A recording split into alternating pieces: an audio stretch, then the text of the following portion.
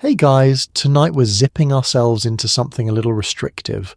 A girdle, a smile, and the crushing expectations of an entire decade. We're travelling back to the 1950s to live not one life but two. The wildly different worlds of the American woman in the suburbs and the American woman in the city. One has a brand new dishwasher and a quiet scream building somewhere behind her eyes.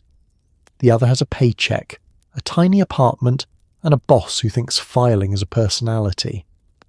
Before we settle in, take a moment to like the video and subscribe, but only if you genuinely enjoy what I do here.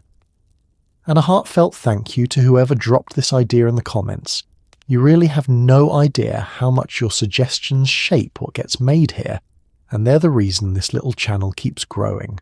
By the way, we're now on Spotify too, so if you'd rather drift off with just your ears, the link's in the description. Now dim the lights, switch on a fan for that soft white noise and get comfortable.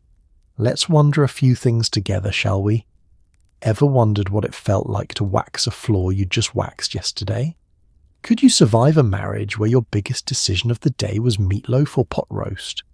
Could you keep a full face of makeup on while vacuuming in heels?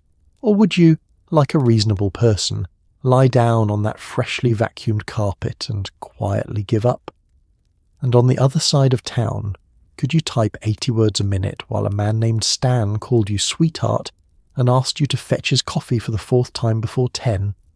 Would you last a single day being paid 60 cents to a man's dollar and being told to be grateful for the view? Well, you're about to find out. Congratulations. You've just woken up in the 1950s, and somewhere between the picket fence and the typing pool, two very different lives are waiting for you. Let's start with a choice you don't actually get to make. It's the 1950s. You're a woman, and the universe has already sorted you into one of two boxes before your feet even hit the floor. Box 1. A tidy little house in the suburbs, a husband, 2.5 children, and a lawn that quietly judges you. Box 2. A rented room in the city, a job that tolerates you, and a clock that owns you outright. Same decade, same country, same crushing expectation that you smile through all of it. But two completely different versions of exhausted. Tonight you'll live both. Lucky you. Let's see which kind of tired you prefer. Here's the thing nobody mentioned at the time. The box you landed in wasn't really about who you were. It was about geography, money, luck, and whether a man had turned up yet to file you under wife. The suburban woman and the city woman could have been the same person, separated by a single life event and a train ticket. One signed a marriage certificate and got a mortgage. The other missed the train, or skipped it on purpose, and got a desk. And society treated those two outcomes like one was a coronation and the other was a cautionary tale told to teenage girls. Picture them waking up at the same dim hour. In a quiet bedroom 40 minutes from the city, the wife opens her eyes to floral wallpaper, a sleeping husband, and a mental checklist already unrolling like a receipt at the pharmacy. In a cramped room downtown, the working girl opens her eyes to a cracked ceiling, a clanging radiator, and an alarm clock that has been her most honest companion for years. Both women lie still for exactly 1 second, savouring the only fully private moment they'll get all day. Then both of them get up, because the day does not care about your feelings, and neither does anybody else.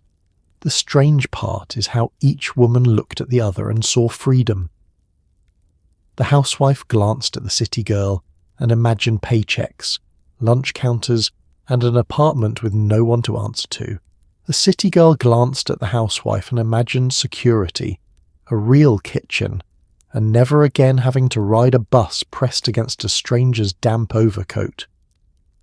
It's the oldest trick in human history, being so busy envying somebody else's cage that you stop noticing the bars on your own. Each was sold a dream that turned out to be a job description, and each suspected somewhere deep down that the other had gotten the better deal. They hadn't, of course. That's the whole point of tonight. Both lives came wrapped in the same shiny paper, and the same firm instruction to be grateful, agreeable, and above all, quiet about it. The suburbs offered comfort with a side of slow erasure. The city offered independence with a side of being underpaid and underestimated. It was a remarkable system, really. A country that managed to corner an entire gender no matter which way they ran.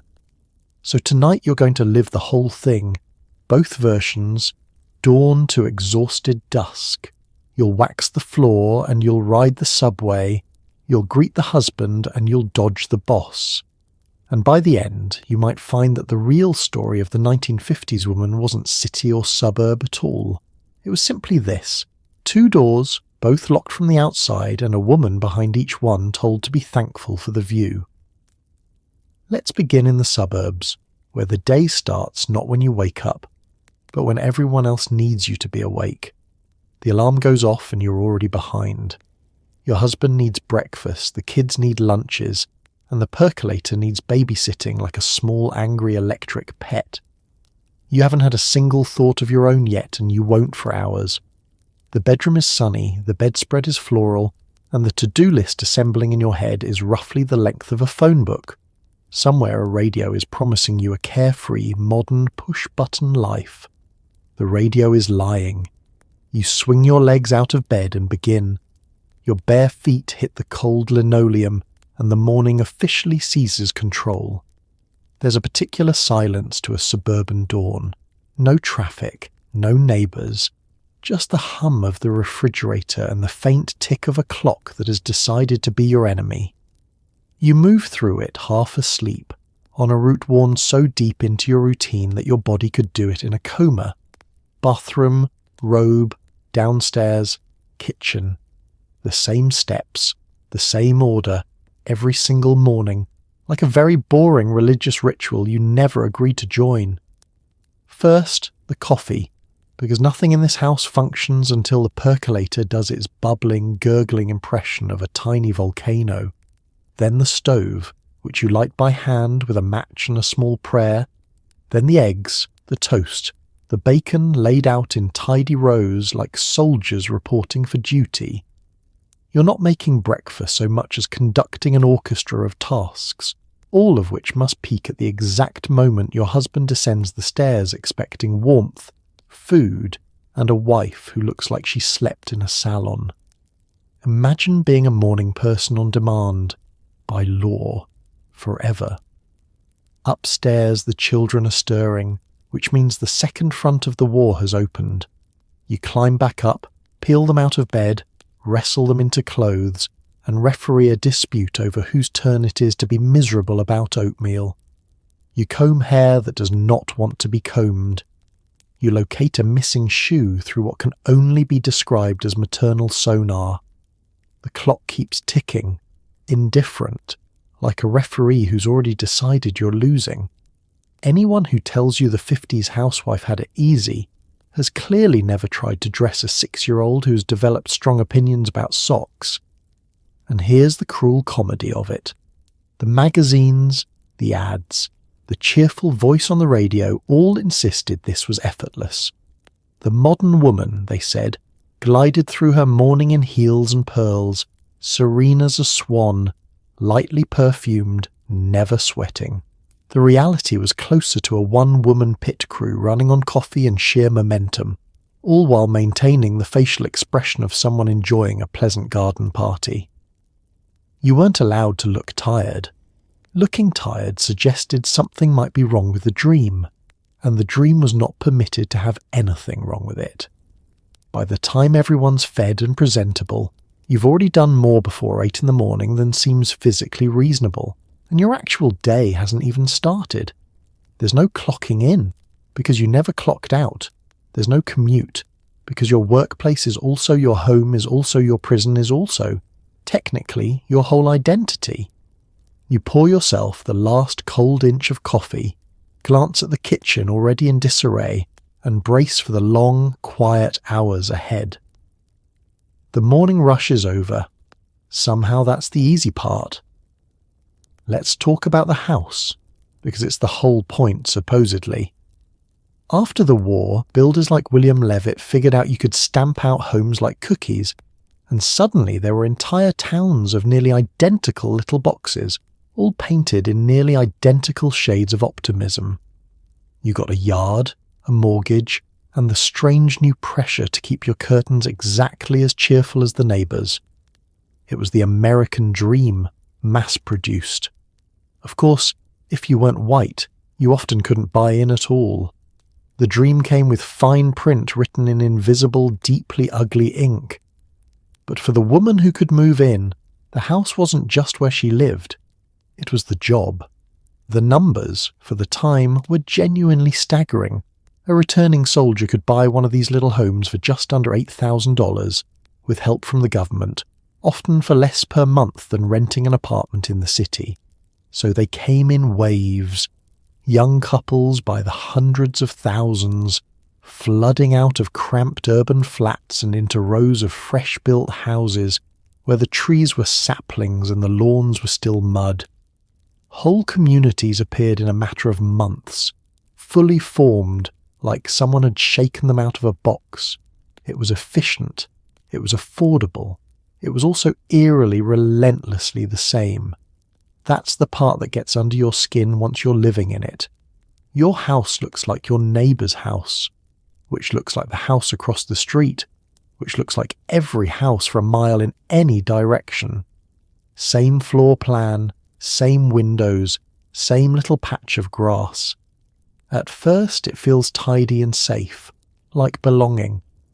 Then one evening you come home, walk 3 doors too far and try your key in the wrong door because honestly, who could tell?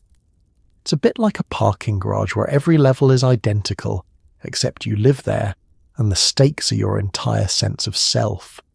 And conformity wasn't just architectural, it was a full-time social expectation. The neighbours noticed things. They noticed if your hedge was ragged, if your wash hung too long on the line, if your kids ran wild, if you seemed somehow off. There was an unspoken competition humming under the whole street. Whose home was tidiest, whose curtains were nicest, whose lawn looked the most like a magazine. You weren't just keeping house, you were maintaining a public exhibit, and the admission was free for anyone with a window and an opinion. Think of it as social media before the phones, except you couldn't log off and your followers lived next door. Now, about that invisible fine print. These shiny new neighbourhoods were, by design, overwhelmingly white. Many came with covenants and policies that flatly barred black families and other people of colour from buying in at all, no matter how qualified or how much money they had. The dream was being mass-produced, yes, but it was being mass-produced for some and slammed shut on others. The cheerful uniformity of the suburbs had an ugly engine humming underneath it, and pretending otherwise is just polishing the chrome on something rotten. But for the woman who could move in, the house became the centre of her entire universe, for better and mostly for heavier. It was her workplace, her stage, her report card, and the single object her whole worth would be measured against. A man's value was his salary and his title. A woman's value was, increasingly, the gleam of her floors and the freshness of her curtains. You didn't just own the house, in a very real sense. The house owned you right back. It's time to meet your kitchen, which is less a room and more a control panel for your entire existence. The 50s sold women a fantasy of push-button freedom. The gleaming electric range, the automatic washer, the refrigerator the size of a small car. These machines were going to give you leisure, the ads swore. Oceans of glorious free time. Spoiler, they did not. Instead, the standards simply rose to fill the space. Now your floors had to gleam, your roast had to be flawless, and your free time mysteriously evaporated into a fog of waxing and basting. It's like getting a faster computer and somehow ending up with more email. Welcome to progress. The kitchen itself was a marvel, you have to admit. It was the proudest room in the house, all bright enamel and chrome trim, painted in confident post-war colours like mint green and butter yellow. The appliances were enormous and gleaming and treated almost like furniture, like trophies. Your refrigerator alone would have seemed like science fiction to your grandmother, who kept things cold in a literal box of ice. You had an oven with a timer, a toaster that popped, a mixer that whirred. Standing in it, you could almost believe the future had arrived to do your chores for you. Except here's the trick nobody warned you about. Every labour-saving device quietly raised the bar for what counted as acceptable. Before the washing machine, doing laundry once a week was a heroic feat and nobody expected more. After the washing machine, well, now there was no excuse for anyone in the family to wear the same shirt twice, was there? Before the vacuum, a quick sweep was plenty. After the vacuum, the carpets had better be immaculate daily. The machines didn't shrink the work. They just inflated the expectations until your day filled right back up to the brim. It's the eternal con of convenience. The dishwasher arrives, and somehow you're doing dishes more. And the kitchen wasn't just where food happened. It was mission control for the entire household. From this one room you planned the meals, managed the budget, tracked what was running low, coordinated the schedule, and quietly held the whole operation together with tape and willpower. If a family is a small business, you were the unpaid operations manager, head chef, accountant, and janitor, all at once, with no title, no salary, and a performance review delivered nightly by a man asking why dinner's a little late. The advertising leaned in hard too. Open any magazine and you'd find a beaming woman in a spotless apron, gazing at her new appliance with the dewy adoration most people reserve for a newborn. The message was relentless and not exactly subtle.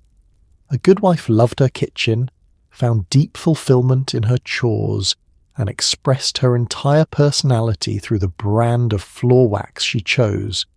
You were supposed to want this. You were supposed to find joy in it. And if you didn't, if some traitorous part of you found scrubbing the broiler a touch less than spiritually fulfilling, well, that was a personal failing best kept to yourself. So you stand there in your gleaming command centre, surrounded by the miracles of modern engineering, more equipped than any housewife in history and somehow more cornered. The machines promised to set you free. What they actually did was make sure you could never claim you were too busy. Free time wasn't gifted to you. It was simply redefined as not yet productive enough. The future had arrived, all right. It just looked an awful lot like more work in nicer packaging. It's breakfast time, and you're running a short-order diner for people who will not thank you. Eggs, toast, coffee, the children fed and the husband fueled, and then, in a puff of aftershave, he's gone. Off to the office, the car, the world. The front door closes and the house goes quiet in a way that's somehow both peaceful and faintly terrifying. For the next 9 hours, your kingdom is yours alone, and so is every single thing that has to happen inside it. You wave from the doorstep like the magazine ads taught you. Then you turn around and face a sink that's already plotting against you. The breakfast itself is a small daily performance with very specific stage directions. The man of the house should not, under any circumstances, be sent into the cold, cruel world on an empty stomach or a sour note. So you serve it hot, you serve it cheerful, and you absorb whatever mood he wandered downstairs wearing. If he's grumpy, you're soothing. If he's rushed, you're efficient. If he wants to read the paper in total silence while you orbit him refilling his coffee, then by golly, you orbit. Your job, as outlined by approximately every women's magazine of the decade, was to launch him into his day like a well-oiled rocket, and never, ever let him see the chaos in the control room. And then comes the moment that defines the whole arrangement, the leaving. He stands, he straightens his tie, he kisses you on the cheek if you're lucky, and he walks out the door into a world full of other adults. lunch meetings, water cooler conversation, and the dignity of a paycheck with his name on it. You stand at the threshold and wave, framed in the doorway like a postcard. It's the picture-perfect image of suburban harmony. What the postcard leaves out is that the second the car backs out of the driveway, you are completely, profoundly alone. That solitude is a strange creature. For about 90 seconds it feels almost like a gift. The house quiet, no one needing anything, the morning rush finally over. You could sit, you could breathe, you could theoretically have a single thought that isn't about somebody else's socks. But the feeling curdles fast because the silence isn't really freedom. It's just the absence of witnesses. The work doesn't pause because the audience left.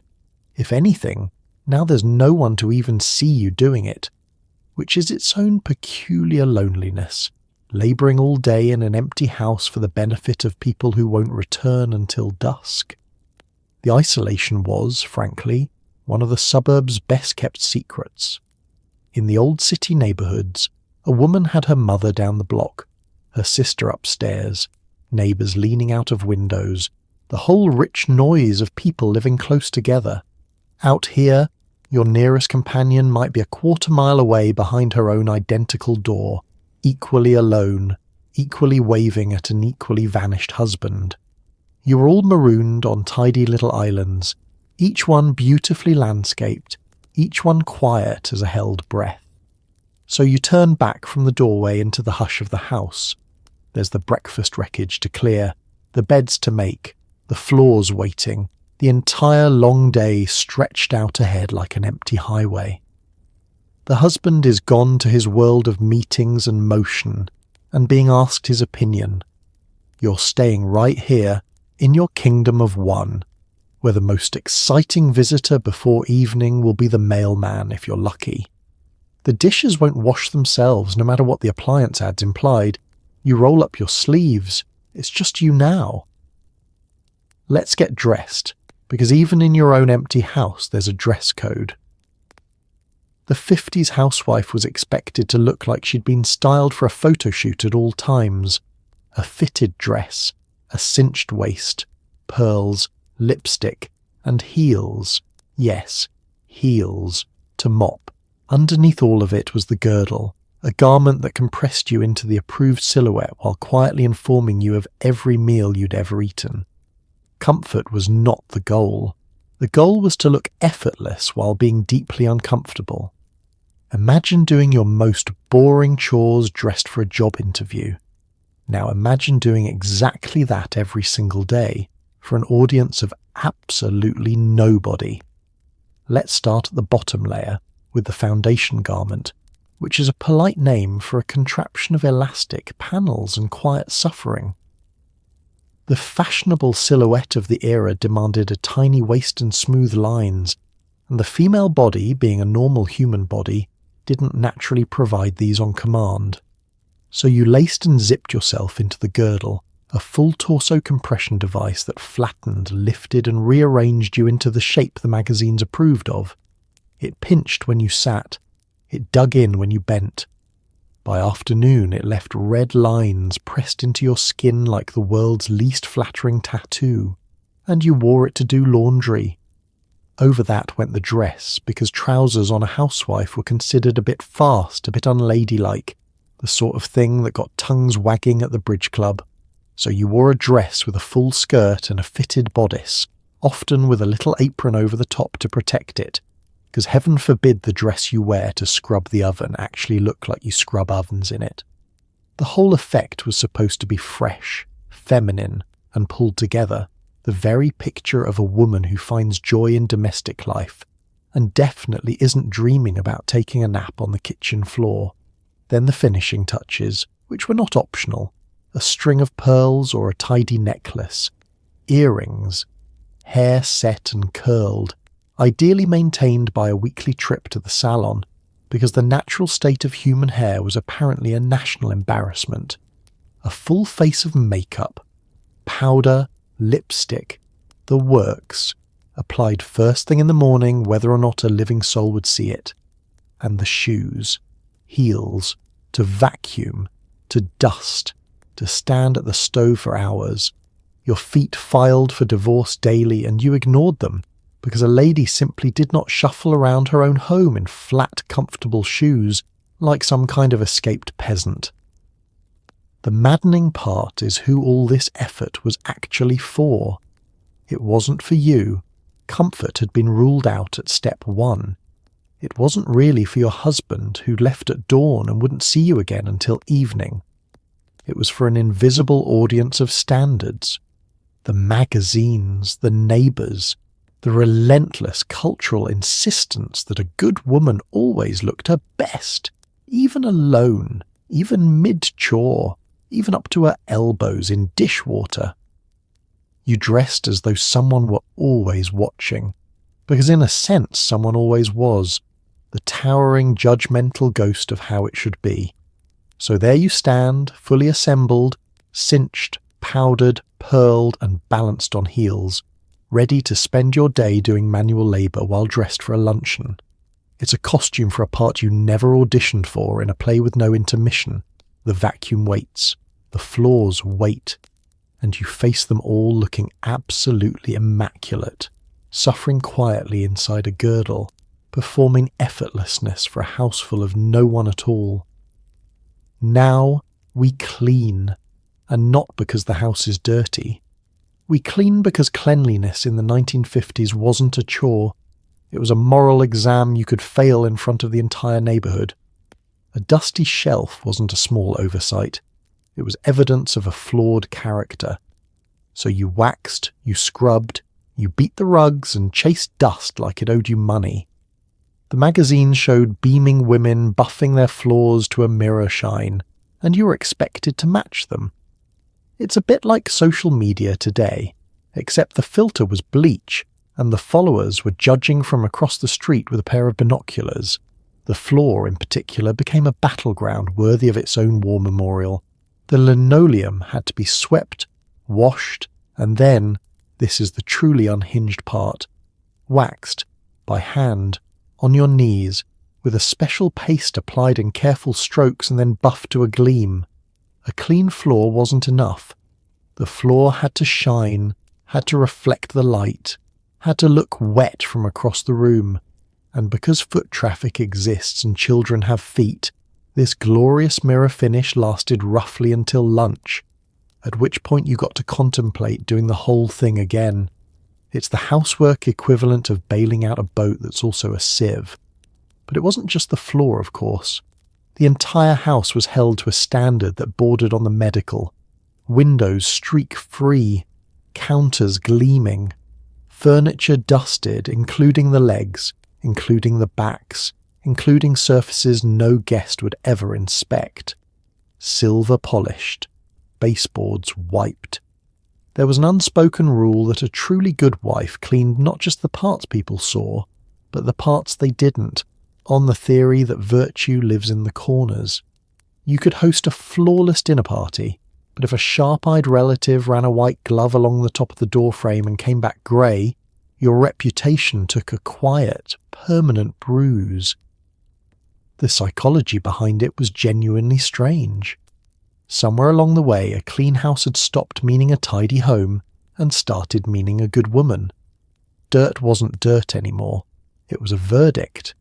A spotless kitchen said you were diligent, devoted, in control, fulfilled. A smudged one whispered that maybe you were lazy, or unhappy, or, worst of all, not really cut out for this. So you scrubbed away not just grime, but the terrifying suggestion that you might be failing at the one job the entire world had assigned you. That's a lot of weight to hang on a bottle of floor wax, and the comparisons were everywhere, constant and corrosive. The magazines didn't show real homes. They showed staged perfection, gleaming and styled and entirely fictional, presented as the normal everyday standard. The advertisements showed radiant women who clearly found mopping to be a deeply satisfying spiritual experience, and the neighbours, bless them, were running the exact same anxious race, which meant every coffee visit doubled as a discreet inspection. You measured your home against an impossible ideal, lost, and then went and bought more cleaning products to try again. The whole economy ran partly on a woman's quiet fear of being judged unclean. So you spend your afternoon on your knees, in your nice dress and your pearls, buffing a floor that will be scuffed by sundown, in a house no one important will visit, to meet a standard set by a photograph. The wax dries. The shine appears. For one brief gleaming moment the floor is perfect, and so, by the strange math of the era, are you. Then someone walks across it, and tomorrow you start again.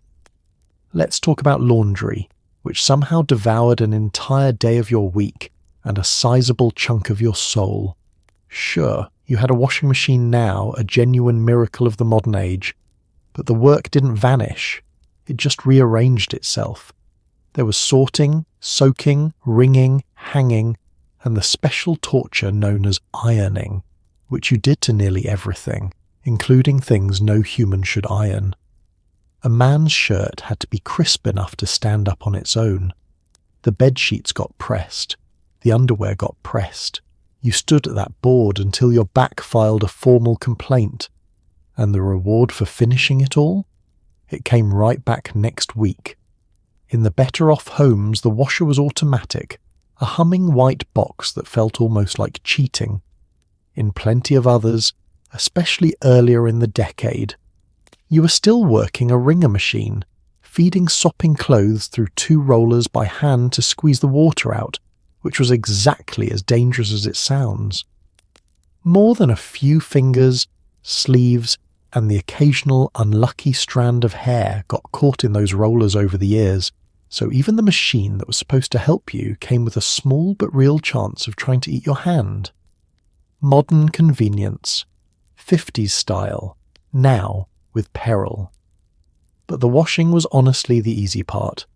Then came the drying, which for many women meant the clothesline, which meant hauling baskets of heavy wet fabric out to the yard and pinning every single item up by hand, hoping the weather held. A surprise rain shower could undo hours of work in minutes and send you sprinting outside to rescue your laundry like a firefighter, arms full of half-dry sheets. And in winter, the clothes froze stiff on the line into strange flat ghosts, which you then brought inside to thaw, because the alternative was draping wet wash all over the house and living in a damp cave. And then the boss fight of the entire laundry day, the ironing. People in the 50s ironed with a devotion that future generations would find frankly baffling.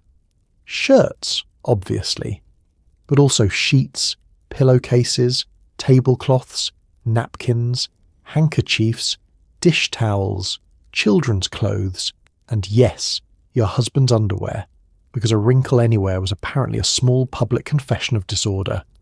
You'd set up the board, heat the iron, and work through a mountain of fabric one stubborn crease at a time, sprinkling water, pressing, folding, your shoulders aching, the afternoon dissolving.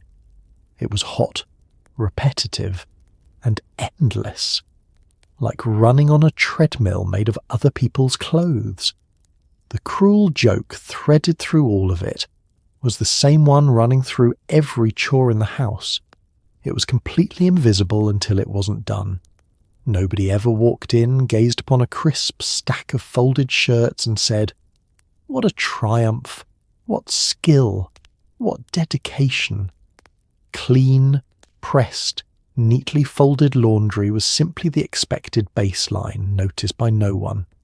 But let one shirt show up wrinkled, let the whites go a little grey, and suddenly everybody had an opinion. You could do this exhausting work flawlessly for a decade and earn nothing but silence, then field a comment the one time you slipped. It's the worst kind of job, all blame, no applause. So you finish the last shirt, switch off the iron, and survey your stacks of clean, pressed, perfectly folded clothing, a genuine accomplishment that absolutely no one will acknowledge. Your back hurts, your feet hurt, the light's going gold in the window, which means the rest of the day's tasks are circling. And somewhere in the hamper upstairs, the very first item of next week's laundry has already been quietly dropped. The line is never empty. It was never going to be. It's time to go shopping, which in the suburbs meant getting in the car and venturing to that dazzling new cathedral of abundance, the supermarket. Aisles and aisles of canned dreams, frozen miracles, and brightly boxed convenience food, all promising to make your life easier and your family happier. You pushed a cart the size of a rowboat and navigated 1,000 choices while a tiny budget whispered nervously in your ear. Everything was engineered to tempt you, the lighting, the displays, the jingles burrowing into your skull. You went in for milk and bread. You came out with a casserole's worth of guilt and a frozen something shaped like the future. The supermarket was genuinely one of the wonders of the age. Where your mother had visited the butcher, the baker, the greengrocer and the dairy as 4 separate errands, you now had everything under one enormous roof stacked to the ceiling, lit up like a stage. The sheer plenty of it was almost overwhelming. A dozen brands of the same thing, fruit out of season, meat in tidy cellophane packages so you never had to think about where it came from. After the rationing and scarcity of the war years, walking into all that abundance felt like walking into the promised land, if the promised land had a loyalty program. And the whole place was a beautifully engineered trap, though you didn't have the word for it yet. The most needed staples like milk and eggs were tucked way at the back, forcing you to walk past everything else to reach them. The eye-level shelves held the pricey, profitable items. You had to crouch or stretch for the cheap ones. The end of every aisle ambushed you with a special display. There were free samples, 2-for-1 deals, and brand new products you didn't know existed and somehow now needed. It was the original infinite scroll, except with a cart, and you couldn't close the app. The decade's great obsession was convenience food, and the supermarket was its temple. Frozen vegetables, canned soups, cake mixes, and the crown jewel. The frozen dinner on a tray, heat and serve, no thought required. These products promised to liberate the modern housewife from drudgery, and they sold by the truckload. But here's the quietly clever part. The marketers had learned that women felt guilty buying food that required no effort, as if they were cheating at their one assigned job. So they tweaked the recipes to make you add an egg, or stir in milk, just enough labour to let you feel you'd really cooked. They literally engineered a sense of accomplishment into a box. That's not selling cake mix. That's selling your conscience back to you. Through all of it, the budget hovered at your shoulder like a nervous accountant. The household ran on your husband's salary, and the grocery money was a fixed sum you were trusted to stretch across the week without complaint or overspending. So you did mental arithmetic in the aisles, weighing the nicer cut of meat against the days left until payday, putting things back, hunting the sales, clipping coupons at the kitchen table, like a general planning a campaign. You were expected to feed a family well on a tight allowance, while resisting a building specifically designed to make you spend more, and then be cheerful about it. So you wheel your rowboat to the register, unload it onto the belt, and watch the total climb while you brace for impact. You'd gone in for a short list, and come out with bags of things the displays convinced you that you couldn't live without. You load it all into the wood-panelled wagon, drive it home down the quiet streets, and carry it inside to be unpacked, sorted and stored, which is, naturally, another job entirely. The hunt is over, the kitchen is restocked, and the casserole guilt rides shotgun the whole way home. Let's discuss the children, because in the suburbs, raising them was your masterpiece, your resume, and your report card all at once. This was the baby boom in full swing, and you were expected to produce, polish, and present children who reflected beautifully upon you.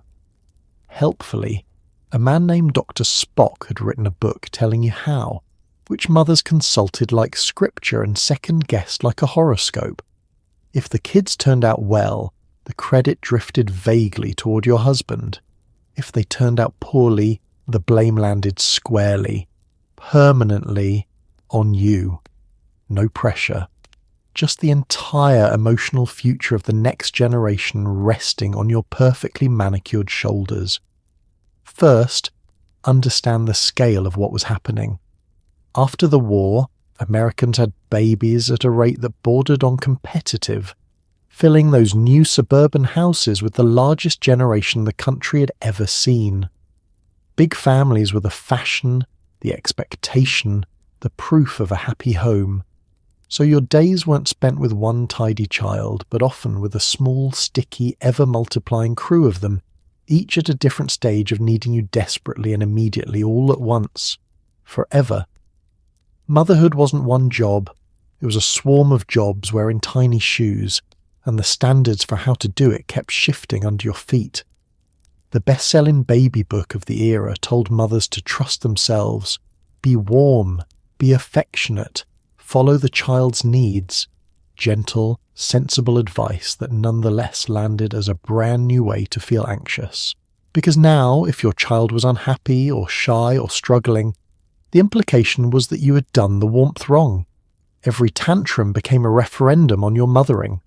Every scraped knee, every bad report card, every odd phase got quietly traced back to something you must have done or failed to do. You were handed total responsibility and a rule book that kept rewriting itself. The mental load was the part nobody counted because it didn't look like work. You were the keeper of all information. Who needed what shot? Whose shoes were too small when the school play was? Which child was afraid of the dark this month? What everyone would eat? You scheduled, you remembered, you anticipated, running a vast invisible operation inside your own skull, while also physically doing everything. A man could be a wonderful father and still not know his children's shoe sizes. A mother was expected to know everything all the time and to make it look like instinct rather than the exhausting feat of project management it actually was. And here's the trap at the centre of it. The more devotedly you poured yourself into your children, the more completely you disappeared into them. You were encouraged to make motherhood your entire identity, your whole purpose, your singular source of meaning.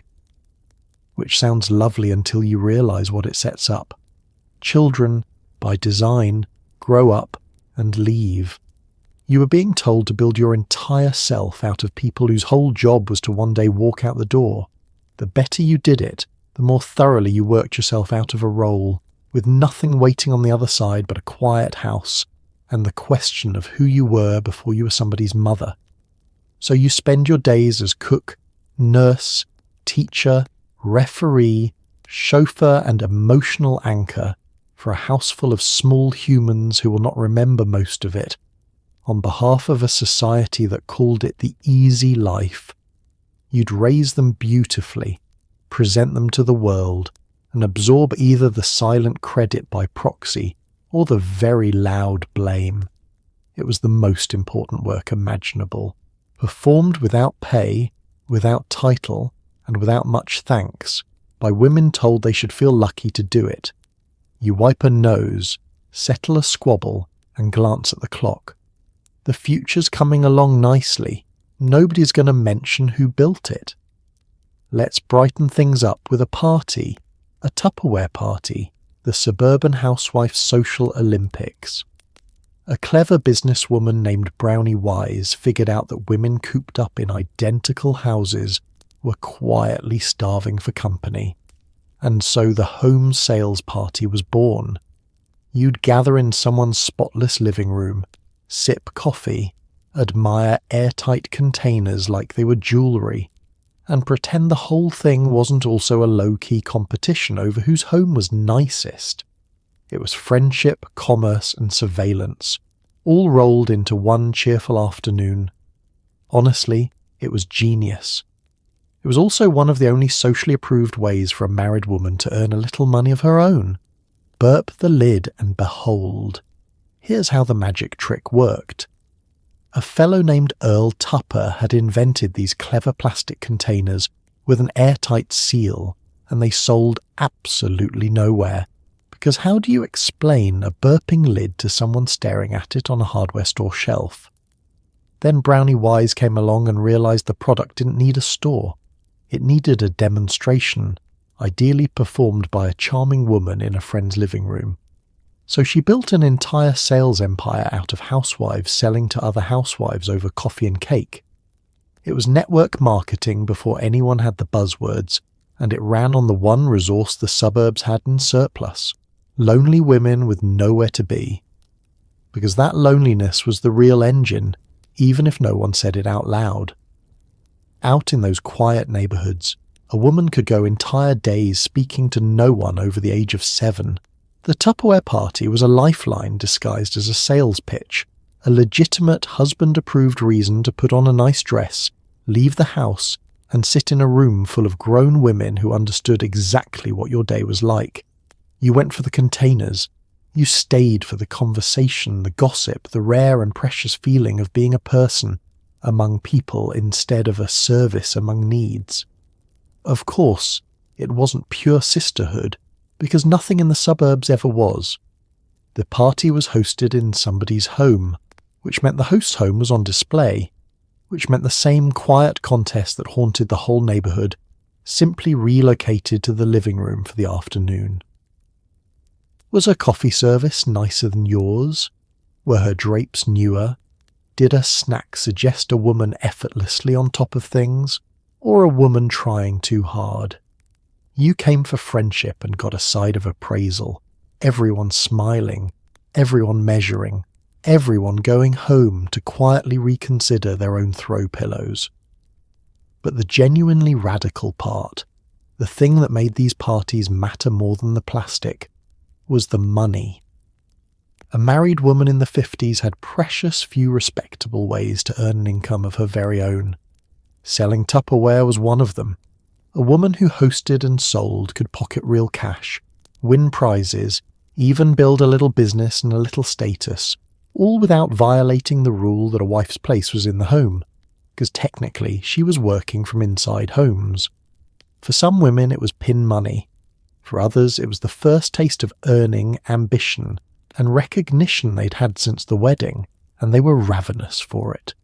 So you sit in the bright living room, balancing cake on your knee, watching a neighbour demonstrate the seal on a lettuce crisper as if unveiling the crown jewels, and you laugh and you mean it.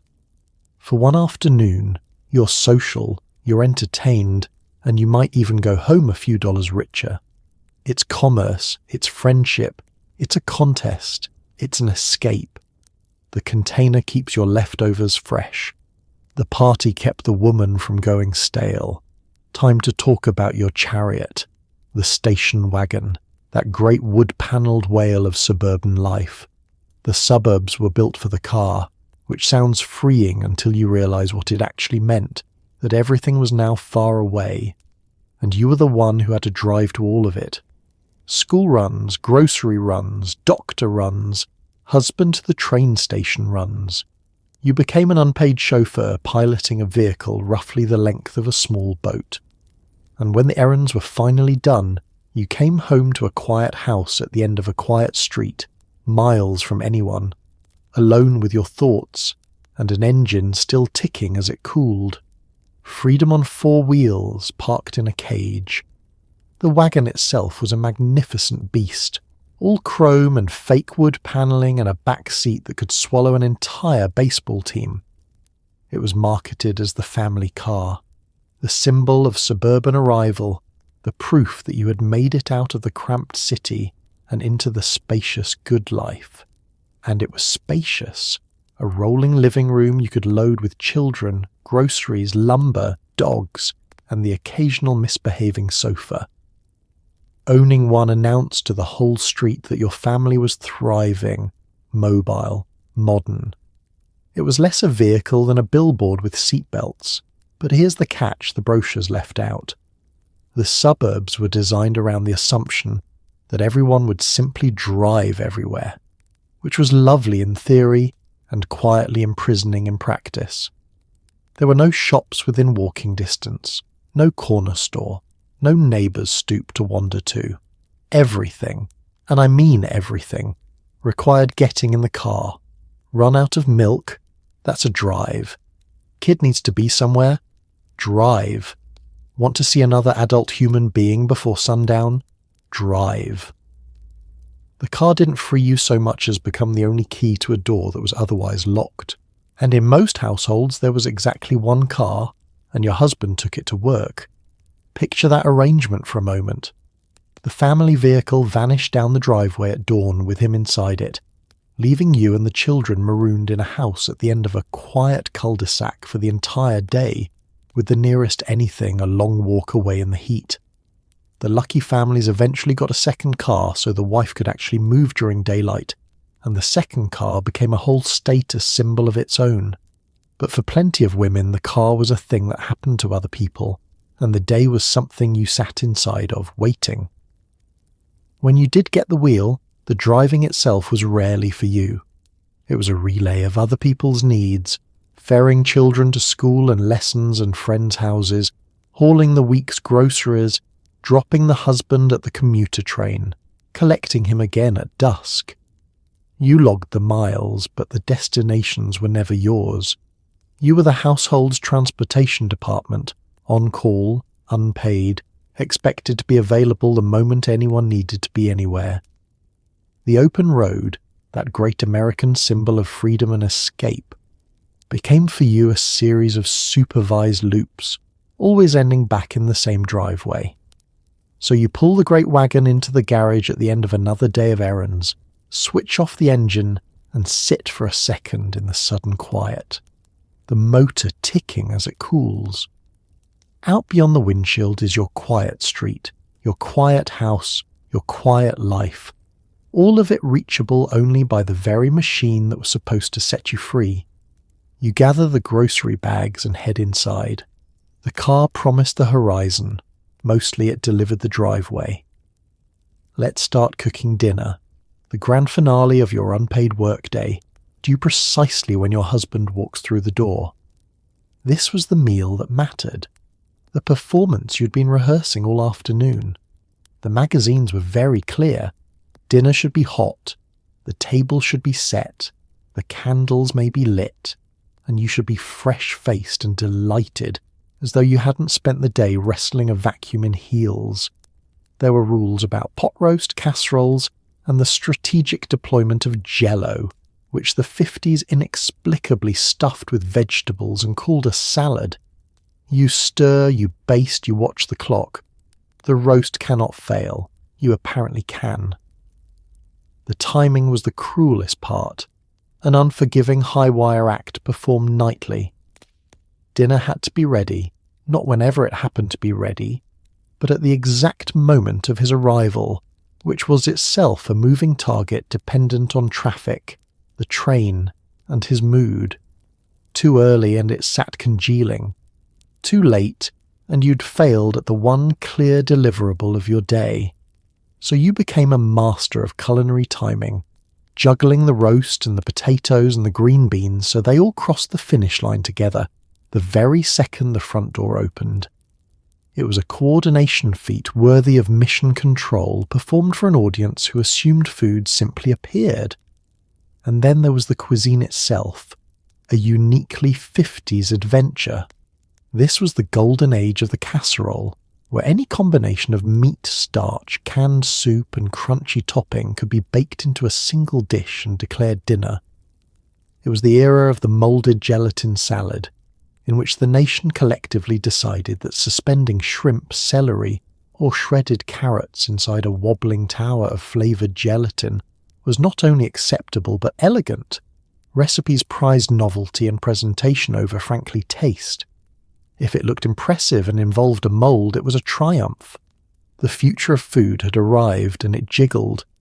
But the meal was never really about the food. It was about the performance of devotion. The table set just so. The dish that suggested effort and care. The wife herself, refreshed and smiling, presenting it all as though feeding the family were her life's deepest joy rather than its 11th straight hour of labour.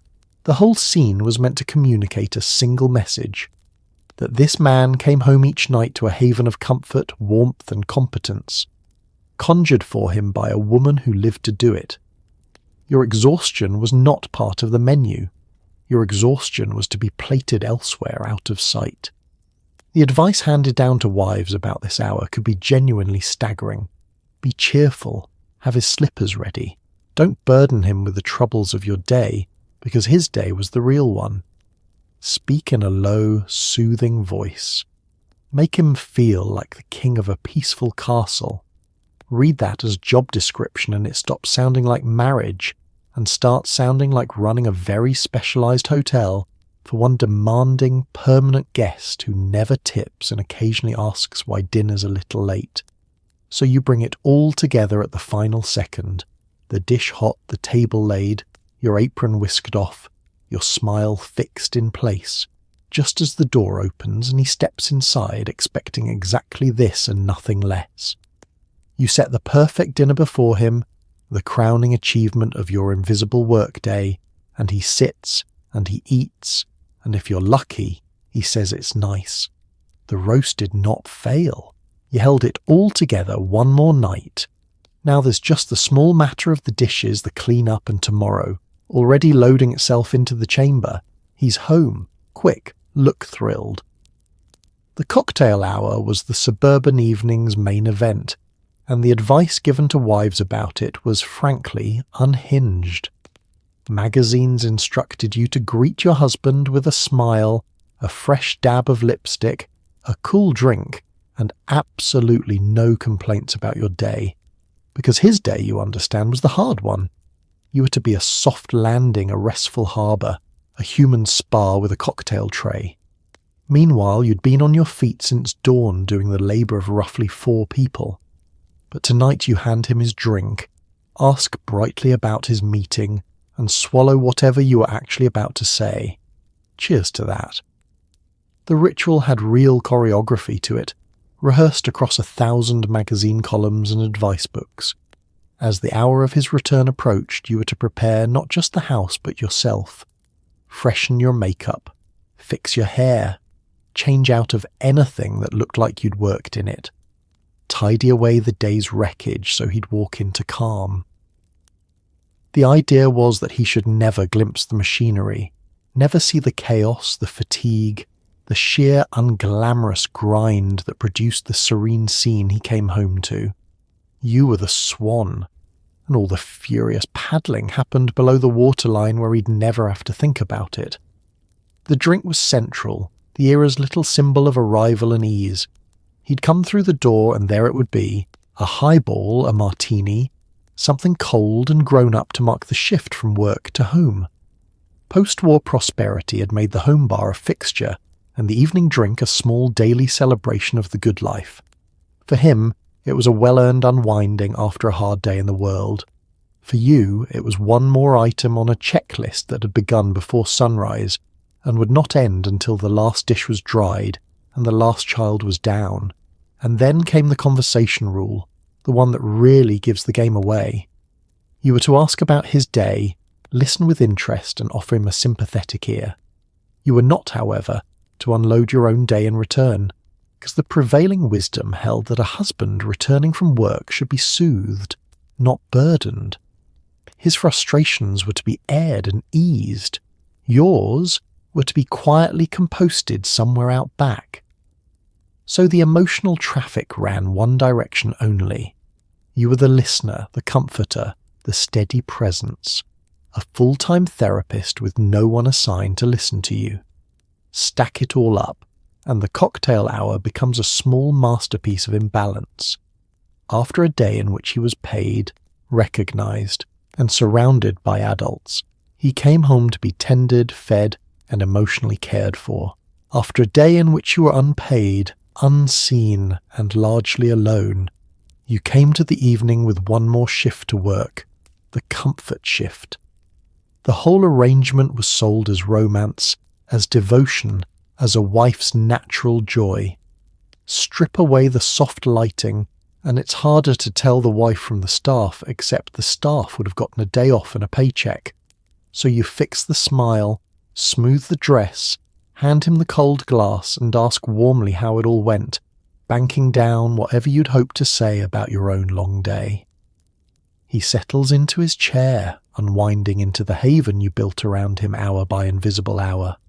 The evening glows, the picture is perfect, and the small unspoken thing you swallowed sits quietly in your chest, where you've gotten very, very good at storing it.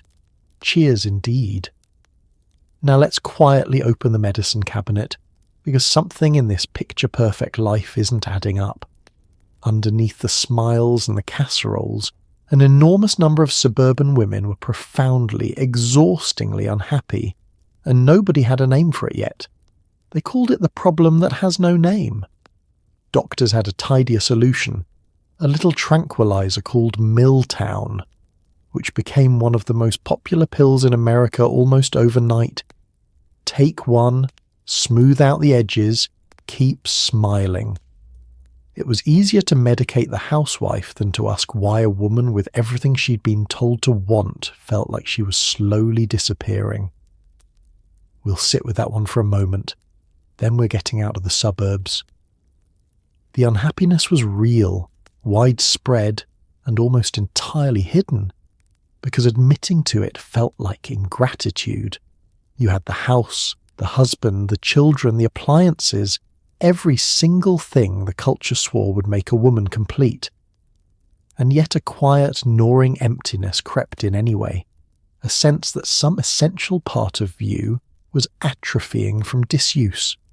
You were educated, capable, full of unspent energy, and your days were a closed loop of cooking, cleaning, and waiting. The feeling didn't fit the picture, so most women assumed the problem must be them. They suffered in private, certain they were the only one, while behind every cheerful door on the street another woman felt the exact same thing. Into this quiet crisis arrived the wonder drug of the decade. Milltown was a tranquilizer that hit the market in the mid-50s and became a genuine sensation, flying off pharmacy shelves faster than they could stock it. It promised to take the edge off, to calm the nerves, to make daily life feel smooth and manageable. It was prescribed with remarkable enthusiasm, particularly to women, and it became so fashionable that people joked about it at parties.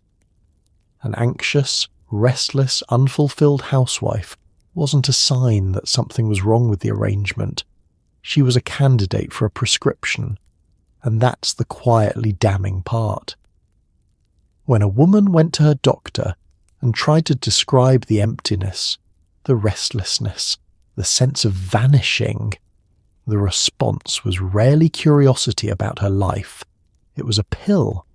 The discontent was treated as a malfunction in the woman, not a reasonable reaction to a life that asked her to pour everything out and take almost nothing in. It was so much simpler to sedate the symptom than to question the system. Hand her something to smooth the edges, send her home, and the picture stays perfect. The flaws still gleam. Nobody has to ask the dangerous question of whether the dream itself might be the thing making people sick, because the dangerous question was right there, and a few brave voices were starting to ask it out loud. Was it really a personal failing that millions of intelligent, capable women felt stifled doing the same dishes every day in isolation? Or was it a predictable result of telling an entire generation that their only acceptable ambition was the inside of a house? The pill answered the small question, how do I get through today, while carefully avoiding the enormous one underneath it. And the enormous one wasn't going anywhere. It was just waiting for someone to finally say it without apologizing. So you close the medicine cabinet, that little chrome door clicking shut on its quiet secret, and you go back to your evening, edges smoothed, smile intact. Out across the suburbs, countless women are doing the very same thing, each believing herself alone. But the silence won't hold forever. And while the suburban woman sits with her smoothed edges and her unnamed problem, there's another woman across town living a completely different version of this decade. One with a paycheck, a bus pass, and a whole separate set of indignities. Let's go meet her. Now let's cross town and wake up somewhere completely different. A small rented room in the city. There's no husband here, no children, no lawn judging you. Just you, an alarm clock, and a landlady downstairs who has opinions. Maybe you live in a women's boarding house, all shared bathrooms and strict curfews and a lobby where gentlemen are absolutely not permitted past. Maybe you split a tiny apartment with 2 other girls and 1 closet between you. The ceiling's cracked, the radiator clanks like it's haunted, and the whole place could fit inside that suburban kitchen. But it's yours, sort of. You sit up, you stretch, and for 1 quiet second, the day belongs entirely to you. Enjoy it. The clock is coming. The boarding house was an institution unto itself, a whole ecosystem for the young working woman who'd come to the city alone. There were grand ones and grim ones, but they ran on the same logic. A respectable, supervised place for a single girl to live, so that her parents back home could sleep at night and society could keep 1 nervous eye on her. You got a small room, often shared, usually meals in a communal dining hall, and a thick book of rules. The most famous of them in New York even barred men past the lobby entirely. The whole building designed as a fortress protecting young women from the city and, the unspoken implication went, from themselves. The rules could be wonderfully suffocating. Curfews meant being home by a certain hour, or facing the landlady's raised eyebrow, and possibly a phone call to your mother. Male visitors were restricted to the parlour in daylight, with the door open and an audience. There were standards about behaviour, dress and decorum, all enforced by a watchful matron who had seen every trick a young woman could attempt and was not impressed by any of them. You'd left your parents' house for the big independent city, only to discover the city had assigned you a new set of parents with even stricter house rules and a clipboard. And yet, despite all of it, something here was genuinely different, and you felt it the moment you sat up in bed. There was no husband to launch, no children clamouring, no breakfast to perform for an audience. The morning's first hour, however cramped and clanking, was uncomplicatedly yours. You could lie there an extra minute. You could think a thought to its conclusion. You could decide what you wanted, even if what you wanted was just a quiet cup of coffee, before the day grabbed you. That sliver of self-determination was a luxury the suburban wife, surrounded by her gleaming appliances, almost never tasted. The room itself was no prize, let's be honest. It was small, often shabby, the furniture second-hand and the plumbing temperamental. The radiator made noises like a ghost trying to escape. The window might look out on a brick wall a few feet away. You shared a bathroom down the hall with a rotating cast of other working girls, which meant a daily strategic campaign for hot water and mirror time. By square footage and comfort, it didn't begin to compare to the suburban dream house. But it had one thing the dream house didn't, and it mattered more than carpet. It asked nothing of you but the rent. So you swing your feet to the cold floor of your tiny domain, the radiator clanking its haunted greeting, and you take that one clear breath of a morning that's genuinely your own. It's not glamorous. It's barely comfortable. The landlady's already moving around downstairs, the curfew's already counting toward tonight, and the day's demands are gathering just out of sight. But for this one quiet second, nobody needs anything from you. Hold on to it. The clock is coming, and the city does not wait. It's time to join the great morning herd. Unlike your suburban counterpart gliding around in her station wagon, you travel by the people's chariot.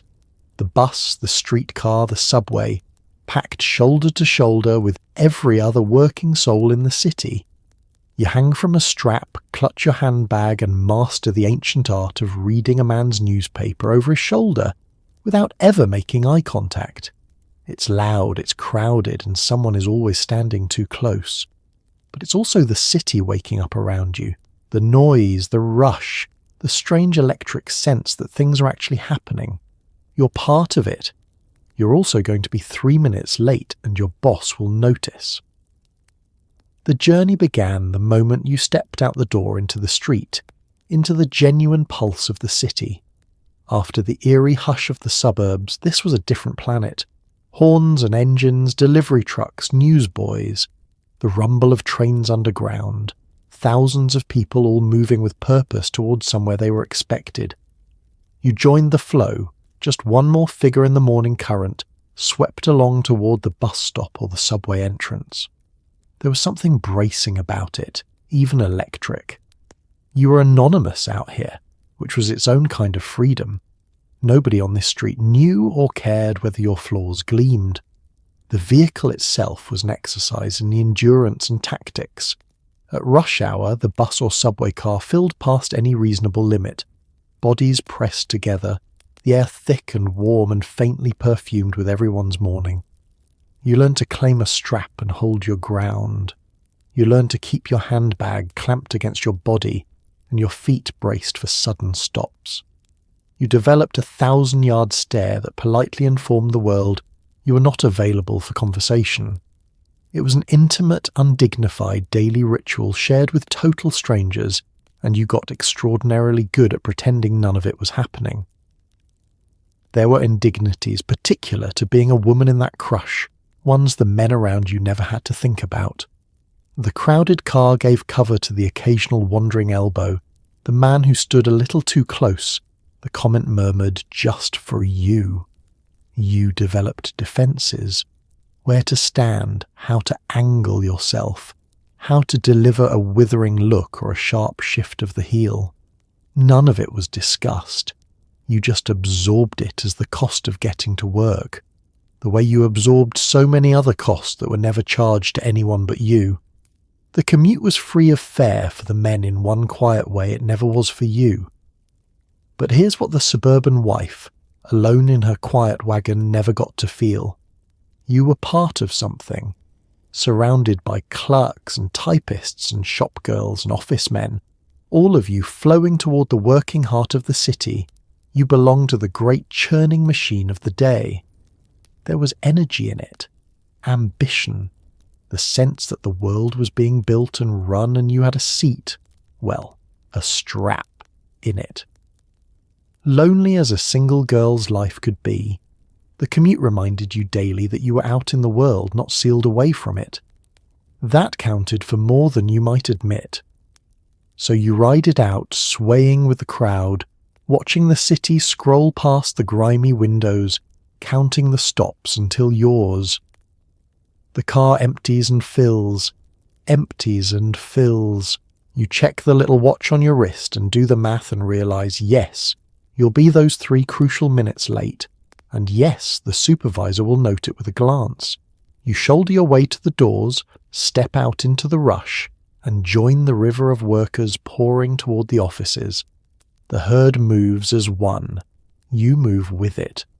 The workday is reaching up to grab you, and it has a very firm grip. Let's go to work, a phrase your suburban sister might say with envy, and you might say with a sigh. About 1/3 of American women held jobs in the 50s, but let's be clear about what kind. The newspaper ran its help-wanted ads in 2 separate columns, one for men, one for women, and the women's column was a narrow little world. Secretary, typist, telephone operator, nurse, teacher, salesgirl. They even had a charming name for it: pink-collar work. The pay was low, the ceiling was made of concrete, and the assumption was that you'd quit the moment a husband appeared. You clock in anyway. Somebody's got to keep the place running. They just won't admit it's you. The want ads tell the whole story in a single glance. Open the newspaper, and the jobs were literally sorted by sex. Help wanted, male over here. Help wanted, female over there, as casually as sorting socks. The men's column held the careers. Management, sales, engineering, anything with a ladder attached. The women's column held the support roles, the assisting and the typing and the answering and the tending. Nobody thought this was strange. It was simply how the world was arranged, printed in black and white every morning, the door to half the working world quietly marked not for you. So you funneled, like nearly all working women, into the pink-collar lanes. You could be a secretary or a typist, keeping some man's office in order.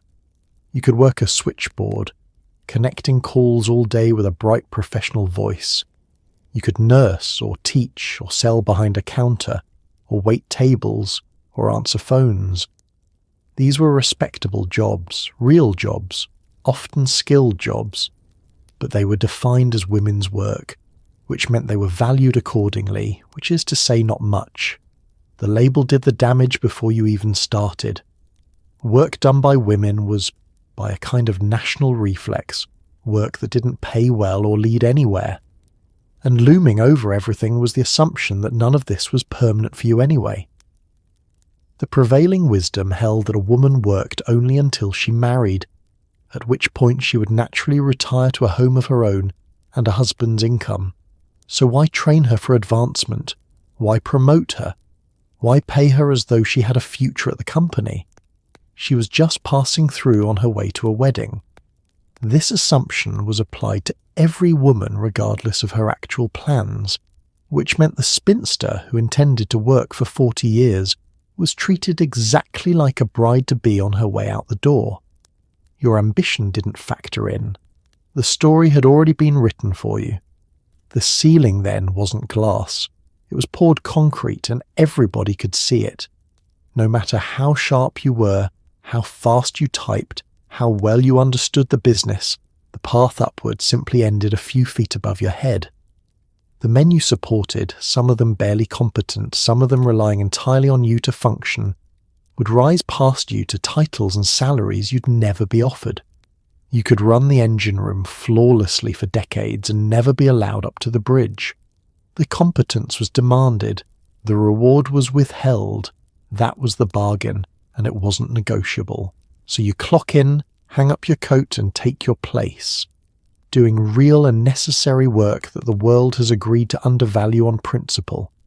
You'll keep the office running, the calls connecting, the documents flawless, the invisible competence that holds the whole operation together, and you'll do it for low pay, under a concrete ceiling, while everyone assumes you're just biding time until a man rescues you from it. Somebody has to keep the place humming. It's you. It was always you. They'll just never put it in the men's column.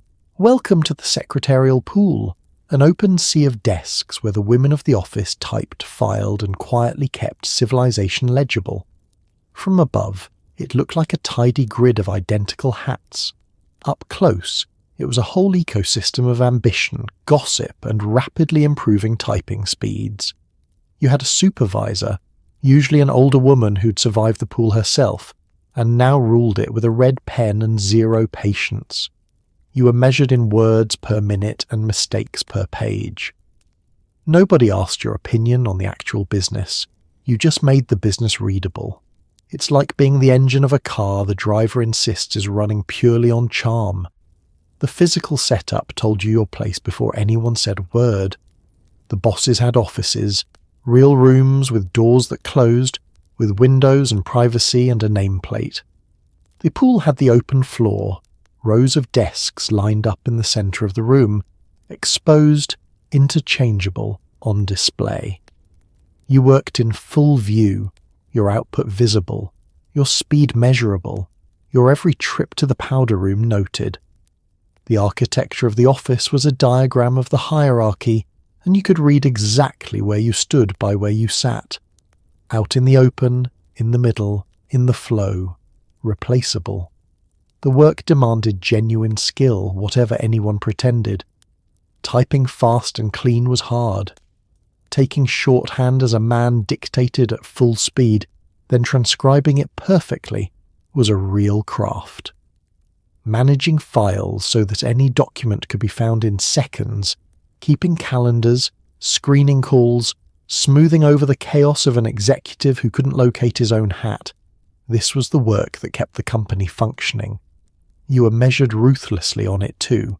Words per minute, errors per page, your value tallied in mechanical units as if you were a machine that occasionally needed lipstick.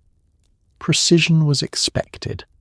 Excellence was the floor, not the ceiling. And presiding over it all was the head of the pool, usually a formidable woman who'd come up through the ranks and now ran them.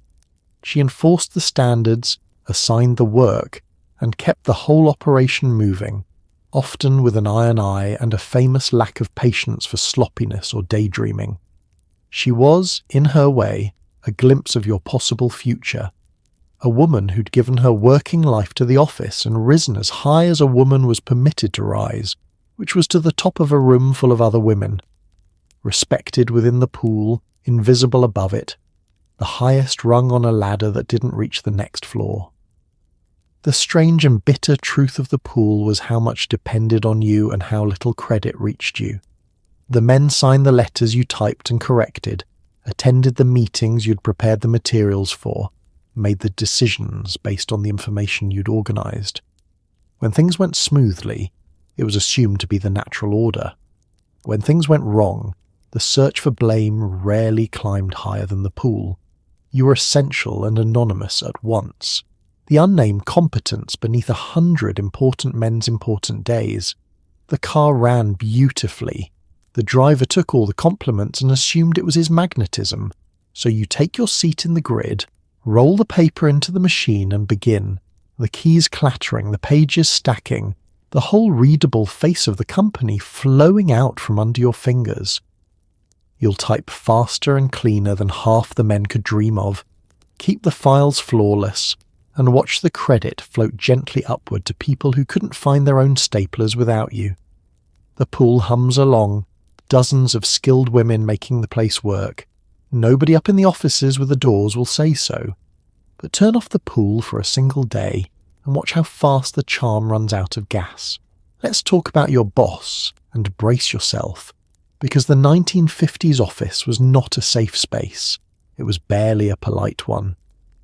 Part of your unwritten job description was to be pleasant, decorative, and endlessly patient with behaviour that today would trigger a very serious meeting with human resources. There was no human resources. The boss called you honey, parked himself on the corner of your desk and assumed the coffee was your department, regardless of your actual title. A wandering comment, a wandering hand. You were expected to deflect it with a smile and tell no one. Complaining wasn't an option. It was an excellent way to lose the job. So you smiled. God, the smiling. Start with the coffee, that small daily symbol of where you really stood. Your title might be secretary, stenographer, or office assistant, but somewhere in the invisible fine print it also said beverage service. Fetching the boss's coffee, keeping the pot going, tidying up after the men's lunch. These tasks attached themselves to you regardless of what you'd actually been hired to do. It didn't matter that you ran his entire schedule and knew his business better than he did.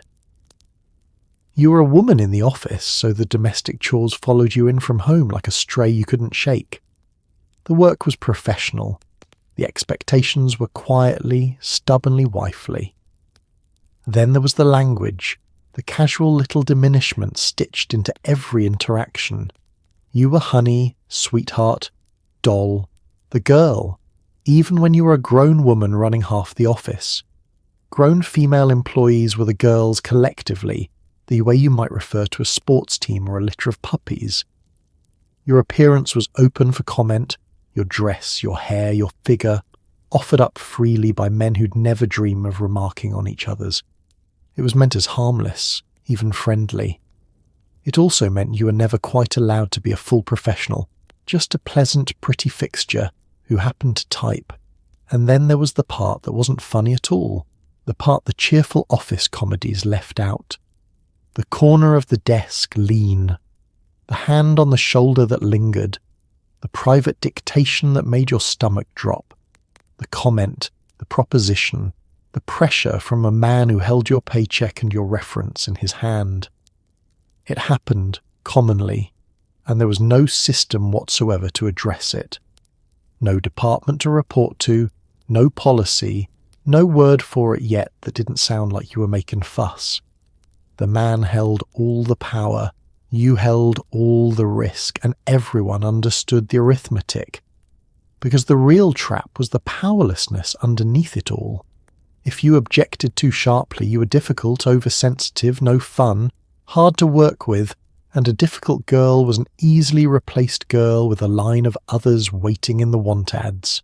Worse, an unfavourable word from your boss could follow you, poisoning the references you'd need for the next job.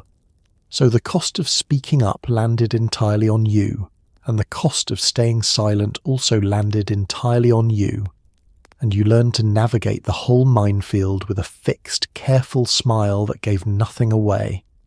You managed the man's ego, deflected what you could, endured what you couldn't, and told no one, because there was no one to tell.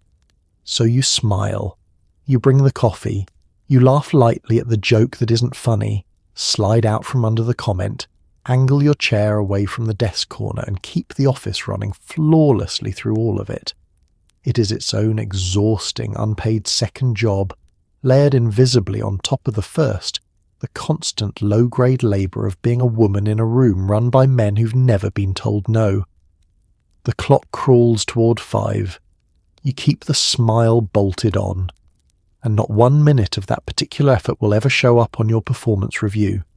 It's lunchtime, and the city has a genuine marvel waiting for you, the automat. Picture a gleaming wall of tiny glass windows, each one hiding a sandwich, a slice of pie, a bowl of beans, all yours for a few nickels dropped into a slot.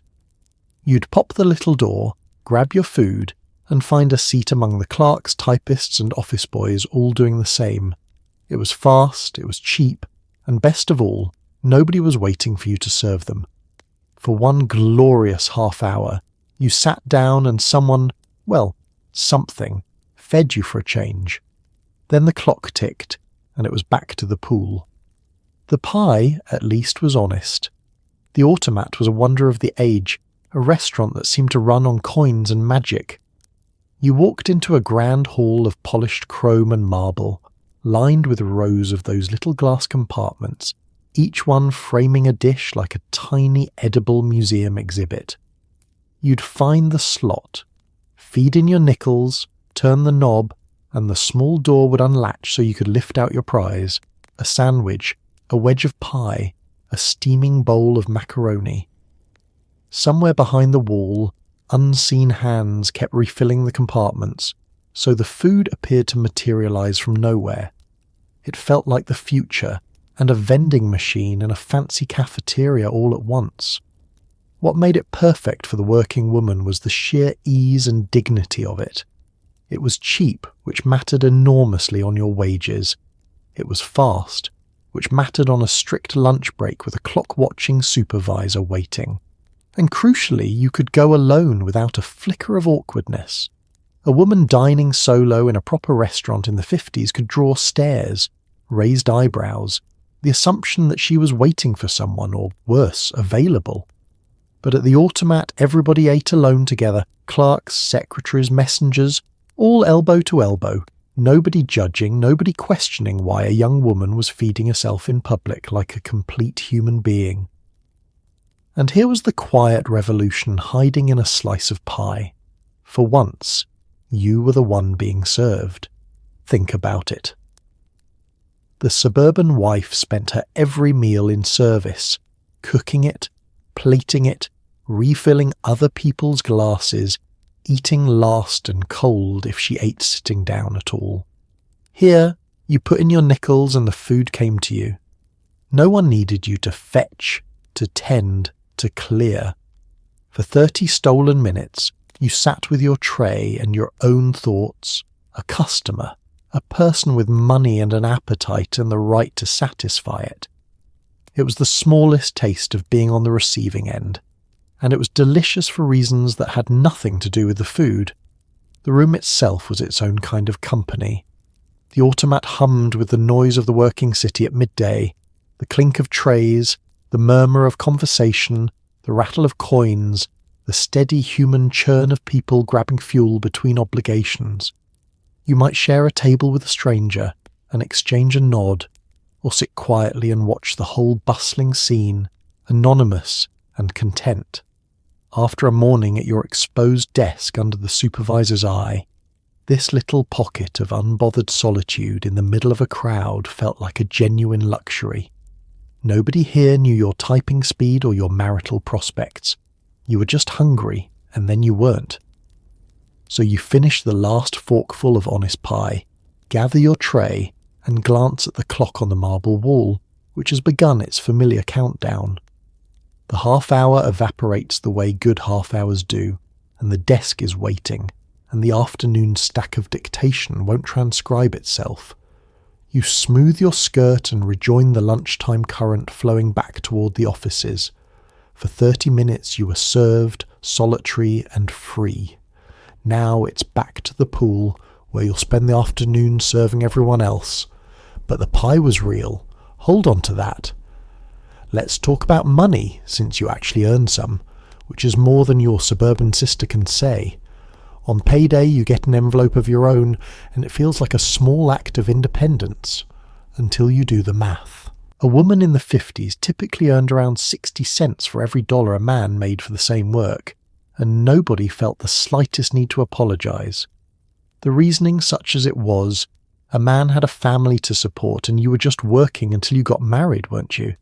Never mind your rent, your bus fare, your actual life. You take the envelope, you make it stretch, and you swallow the arithmetic. Welcome to the gap. They've since renamed it. They haven't closed it. The envelope itself, let's be fair, was a real and meaningful thing. At the end of the week or the month, you were handed your own earnings, money you had produced with your own skill and hours, money that answered to no one but you. After a lifetime of being told that a woman's economic role was to be provided for, holding your own pay felt quietly radical. You could pay your own rent with it, buy your own lunch, your own stockings, your own movie ticket. It was small, but it was sovereignty, and the suburban wife with her gleaming kitchen would have understood instantly what that envelope was worth. Then you did the sums and the glow dimmed. For the same work, the same hours, the same skill, a man took home dramatically more, somewhere in the neighbourhood of a third more give or take. This wasn't hidden or denied. It was simply the accepted order of things, printed into pay scales and bandied about without embarrassment. Two people could do identical jobs side by side, and the one in trousers would be paid as a professional, while the one in a skirt was paid as, well, a woman doing a job. The work was equal. The envelope was not. Nobody behind a desk lost a wink of sleep over it, and the justification when anyone bothered to offer one was a marvel of circular logic. A man, you see, was a breadwinner with a family depending on him, so naturally he needed and deserved more. A woman was merely supplementing, dabbling, earning pin money, until marriage carried her off to her proper destiny. This reasoning was applied with magnificent indifference to your actual circumstances.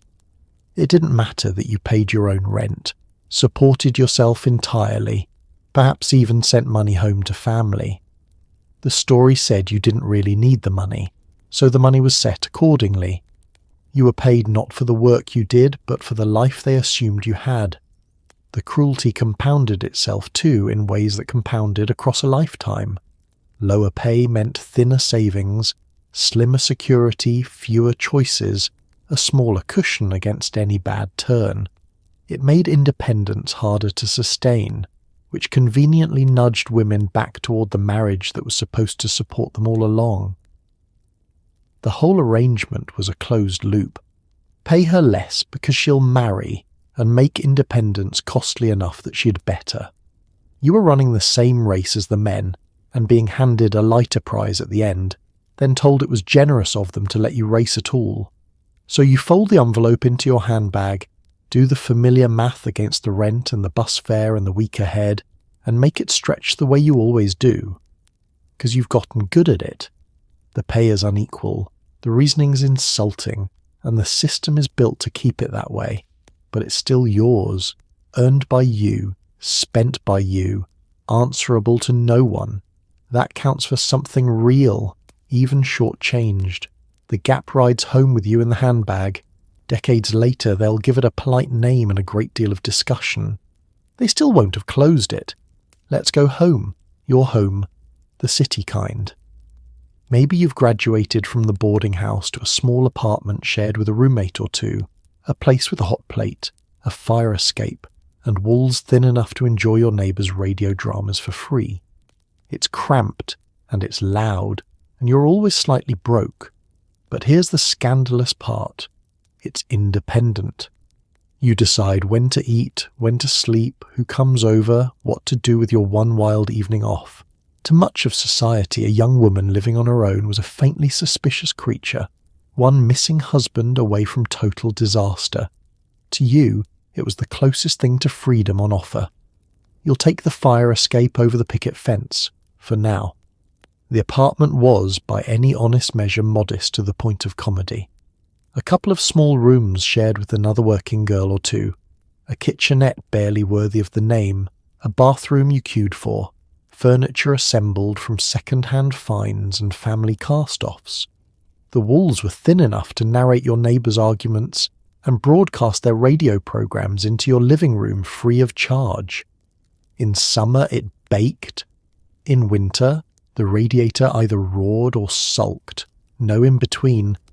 It would have fit with room to spare inside the suburban wife's gleaming kitchen, but it had a quality her whole house couldn't match. That quality was self-determination, in all its small, glorious doses. In this cramped little place, the decisions were yours. You ate when you were hungry, not when a husband walked in.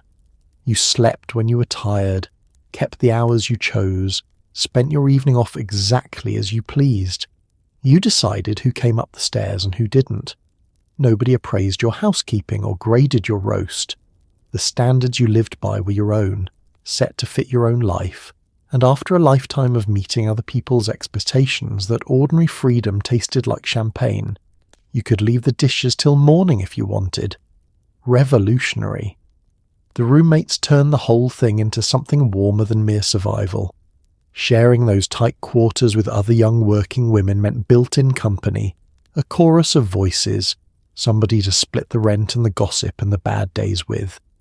You traded stockings and advice and complaints about your respective bosses. You laughed late into the night over cheap food on the fire escape, the city glittering below. There was a particular kind of friendship in it, forged by shared circumstance and shared poverty and shared ambition, that the isolated suburban wife, marooned behind her own front door, simply never got to have. You weren't alone in the city. You were alone together, which is a different and far better thing. But society had its eyebrow permanently raised at you. Make no mistake. A young woman living without a husband or a father was treated as a slightly alarming anomaly, an accident waiting to happen, a girl who'd somehow slipped the proper supervision. There were whispers about what such freedom might lead to, assumptions about your morals, a general sense that you were living a temporary, faintly improper interlude before real life, meaning marriage, came to collect you. The independence you treasured, the world regarded as a problem to be solved. You were free and you were suspect, and in the 50s those two things came stapled together. So you climb the stairs to your cramped, loud, gloriously independent little domain, where the neighbour's radio is already telling its evening story through the wall, and a roommate is calling out hello from the kitchenette. It's small, it's broke, it's nobody's idea of the American dream, and that's precisely the point. It's yours. You kick off the sensible heels, prop your feet up and breathe in a life run entirely on your own terms. The world thinks you're one missing husband from disaster. You think you're home. The fire escape, for now, beats the picket fence by a mile. Time to get dressed, and unlike the suburban uniform of pearls while mopping, your wardrobe has an actual purpose. You're dressing to be taken seriously in a world determined not to. A neat suit, gloves, a hat, sensible-ish heels, and a handbag that holds your entire portable life. You learn to look polished on a shoestring, spinning one good outfit and a few clever accessories into a whole week of presentable. There's a girdle in here too, naturally. The 50s did not let any woman, city or suburb fully exhale. But your clothes are armour for the working world, not a costume for an empty house. You check the mirror, square your shoulders, and head out to be underestimated in style. The look was deliberate and professional, a kind of uniform for the office woman, a tailored suit or a tidy dress, structured and serious. Gloves, because a lady's hands stayed gloved in public. A hat, properly chosen and properly worn, because to step out bareheaded was to look unfinished, half-dressed, not quite respectable. Heels, though hopefully a touch more sensible than the suburban torture devices, since you actually had to walk city blocks and stand on platforms in them. And the handbag, that essential vessel, holding your money, your keys, your lipstick, your bus fare, your entire portable existence clasped shut and tucked under your arm. The real artistry was doing all of it on almost nothing. Your wages didn't stretch to a closet full of outfits, so you became a magician of the few good pieces you owned. One quality suit could be reinvented all week with a different blouse, a scarf, a swapped accessory, a fresh way of pinning the hat. You learned to mend invisibly, to press sharply, to keep your shoes shined and your gloves spotless, because looking polished was less about money than about effort and ingenuity. It was a skill, frankly, an eye for stretching little into much, and you wore the results like you'd spent twice what you had. The suburban catalogue sold abundance. You performed elegance on a budget and pulled it off. And yes, the girdle came along for the ride, because the era simply would not permit any woman to relax inside her own clothes. City or suburb, working or wed, the approved silhouette demanded the same compression, the same smoothing, the same quiet daily discomfort cinched in beneath everything else. You squeezed into it before the suit went on and carried that low-grade constriction through your entire working day, at the desk, on the bus, standing in the lunch line.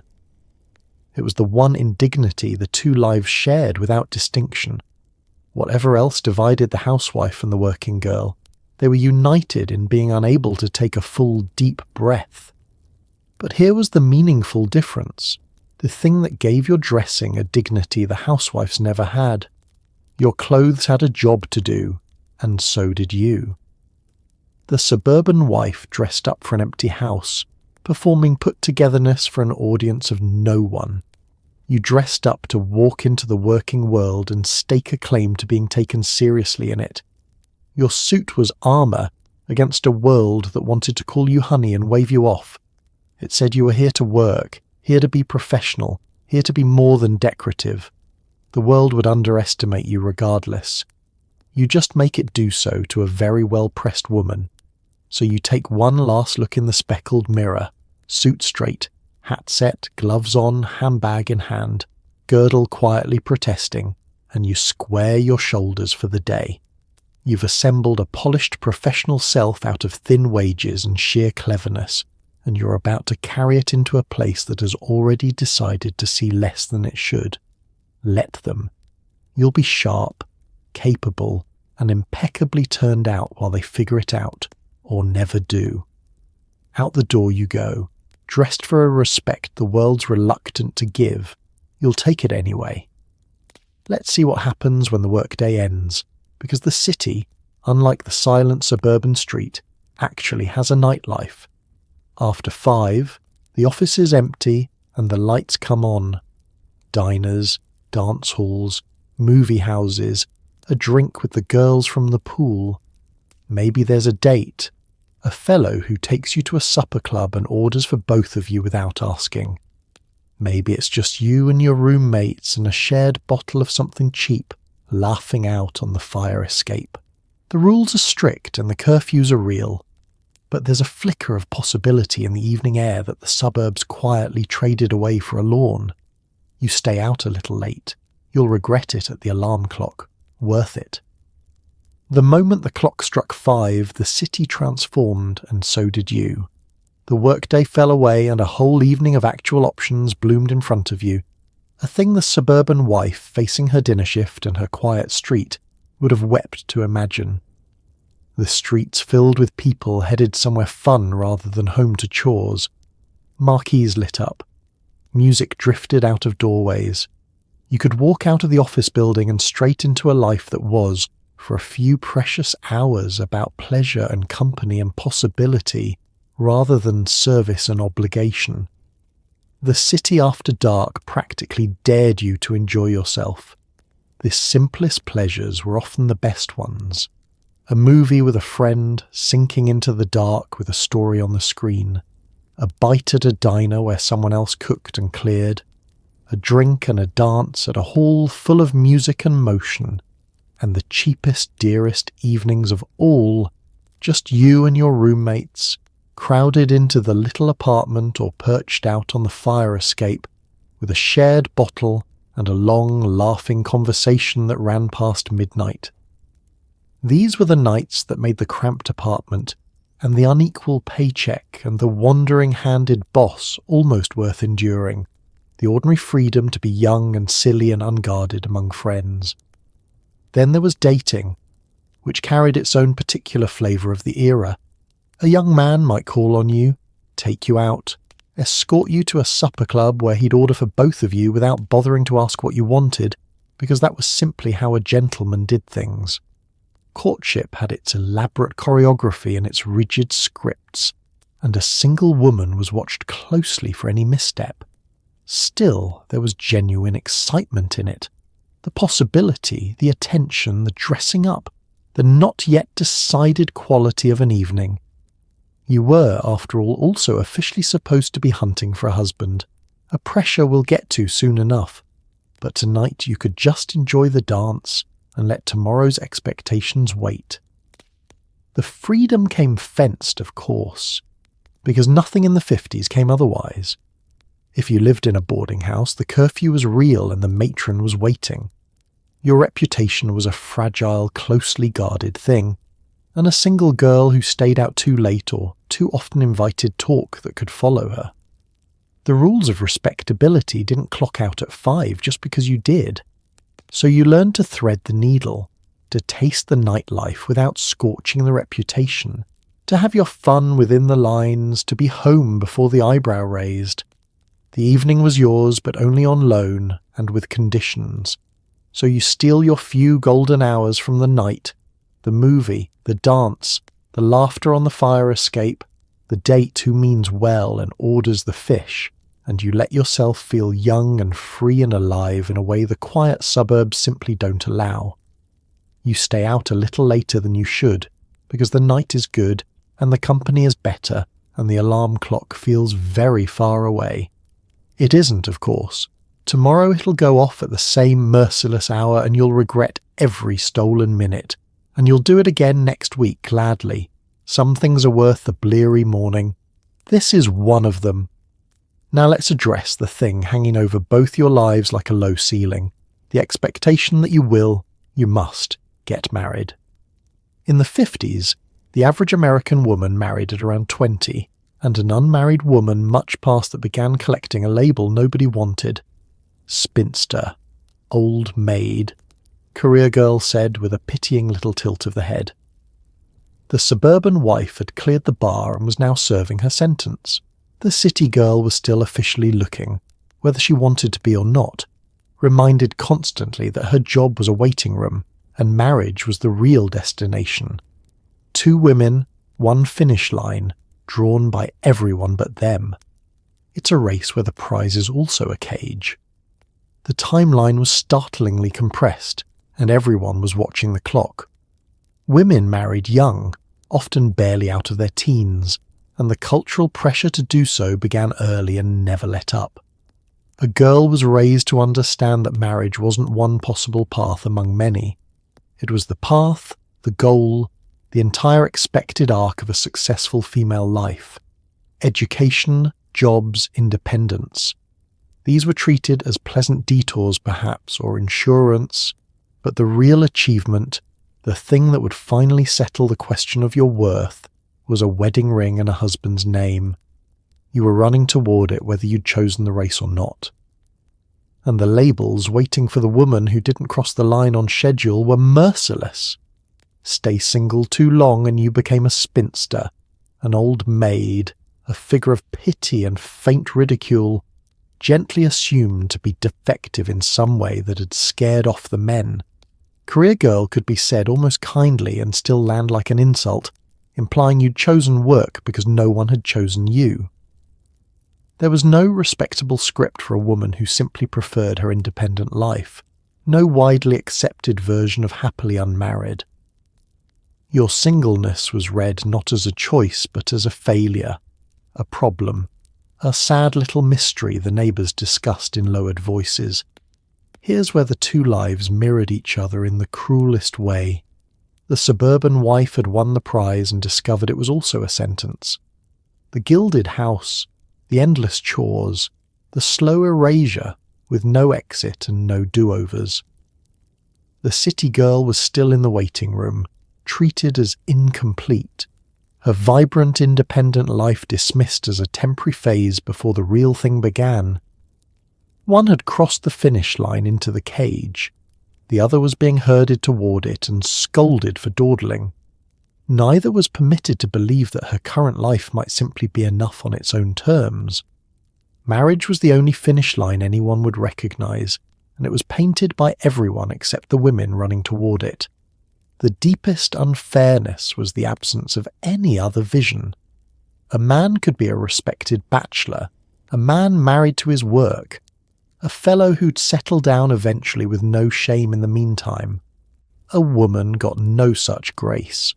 Her timeline was rigid, her options narrow, her worth tethered to a single event she was expected to want above all else. Even the women who genuinely did want marriage were robbed of the dignity of choosing it freely, because they were never offered a real alternative. You can't truly choose the only door you're allowed to walk through. It's just the door, and you're just expected to be grateful it opened. So the pressure presses down on both of you, suburban and city alike, two women on two paths funneled toward the same narrow gate by a world that won't imagine any other ending. One's already through it and serving her time. One's being nudged toward it and judged for lingering. Neither got asked what she actually wanted because the answer was assumed before she could speak it. The prize and the cage turn out to be the same thing, handed to women with a smile and a warning not to wait too long. Hold that thought. The bars get clearer when you look at the money. Let's follow the money, because here the two lives reveal their strangest contrast. The city girl earns her own wage, small, unequal, but hers. The suburban wife often handles far more money and controls almost none of it. Her husband's salary runs the household, but she may live on an allowance, a word usually reserved for children, and good luck opening a credit account or signing for a loan in her own name. One woman has a little money and a little freedom. The other has a beautiful house and a tin can of grocery cash. Neither is fully trusted with her own life. The system was very fair, in that it managed to shortchange absolutely everyone. Look first at the suburban wife, because her situation is the more counterintuitive. By any measure, she handled enormous sums. She ran the household budget, managed the grocery money, made the daily spending decisions that kept her family fed and clothed and functioning. Money flowed through her hands constantly, and yet almost none of it was hers. It was the husband's salary, earned in his name, dispensed at his discretion. In many homes she received an allowance, that telling little word, a fixed sum doled out for housekeeping, the same arrangement you'd make with a child for chores. She could administer the money beautifully and own none of it, a treasurer with no claim to the treasury. And the structural barriers ran deeper than any one husband's generosity or stinginess. A married woman in the 50s often couldn't open a credit account, take out a loan, or sign a major financial contract in her own name without a man's signature backing her. Her economic existence was, in the eyes of the bank and the law, an extension of her husband's. The house she cleaned and the appliances she ran might be financed entirely under his name. Should anything happen, a death, a desertion, a divorce, she could find herself capable, experienced, and yet financially invisible, with no credit history and no independent standing, as though decades of running a household had never economically existed. Now turn to the city girl, whose money told the opposite story with its own catch. Her wage was small, and her paycheck was unequal, genuinely shortchanged against any man's. But it was hers, earned by her, paid to her, spent by her, answerable to no one. She could budget it, save a little of it, decide entirely on her own how it would be used. That sovereignty, even over a meagre sum, was a real and precious thing. She had less money and more control. The suburban wife had more money and less control. Between them they made a perfect, dispiriting diagram of how the era handled women and cash, never quite let either one hold both the money and the say. Because that was the through line, the quiet rule binding both their lives. Neither woman was fully trusted to be the steward of her own economic existence. The wife was deemed unfit to own what she so capably managed. The working girl was deemed worth less than her male counterpart for the very same labour. Different mechanisms, identical message, that a woman's relationship to money would be supervised, limited, conditional, never simply her own to command. One had a nice house and a coffee tin of cash. The other had an unequal envelope and the freedom to spend it. Both were being told in different dialects the same thing. This isn't fully yours. So follow the dollars and the whole structure shows itself plainly. The suburban wife counts out her allowance for the week's groceries, a treasurer with no vault key. The city girl folds her short-changed envelope into her handbag, sovereign over a sum the men around her would scoff at. 2 women, 2 arrangements, one underlying verdict, that their hold on money, like their hold on so much else, came hedged, conditional, half-granted. The system short-changed the wife and the worker by different methods and called it the natural order. Money was supposed to mean freedom. For both of them, it came with a chaperone. Let's pay a visit to the doctor, an experience that, for a woman in the 50s, often felt like being discussed rather than treated. Your health was frequently filtered through your husband or your nerves. A list of perfectly real symptoms could be waved away as you being high-strung or overwrought. For the suburban wife drowning in that nameless unhappiness, the prescription was often a tranquilizer and a pat on the head. For everyone, the birth control conversation was a minefield, since reliable options were limited and frank talk was practically forbidden. The pill wouldn't arrive until 1960. You sit on the crinkly paper, answer the questions, and get told you're fine. You were not always fine. But the appointment was over. The doctor was, almost without exception, a man, and he tended to regard a female patient through a particular lens. Your reports of your own body were filtered, weighed against assumptions about feminine exaggeration and frailty. A genuine complaint, real pain, real exhaustion, a real and persistent symptom, risked being reframed as nerves, as stress, as a woman being overly sensitive to ordinary life. You knew your own body, you'd brought a clear account of what was wrong, and you could still walk out with a distinct sense that you hadn't quite been believed. It's a maddening thing, being the foremost expert on a subject and treated as an unreliable witness to it. For the suburban wife in particular, the medical system had a ready and tidy answer to her quiet despair. Bring that nameless unhappiness, that restless, empty feeling into the office, and the response was rarely an honest exploration of why a capable woman might feel like she was vanishing inside her own life.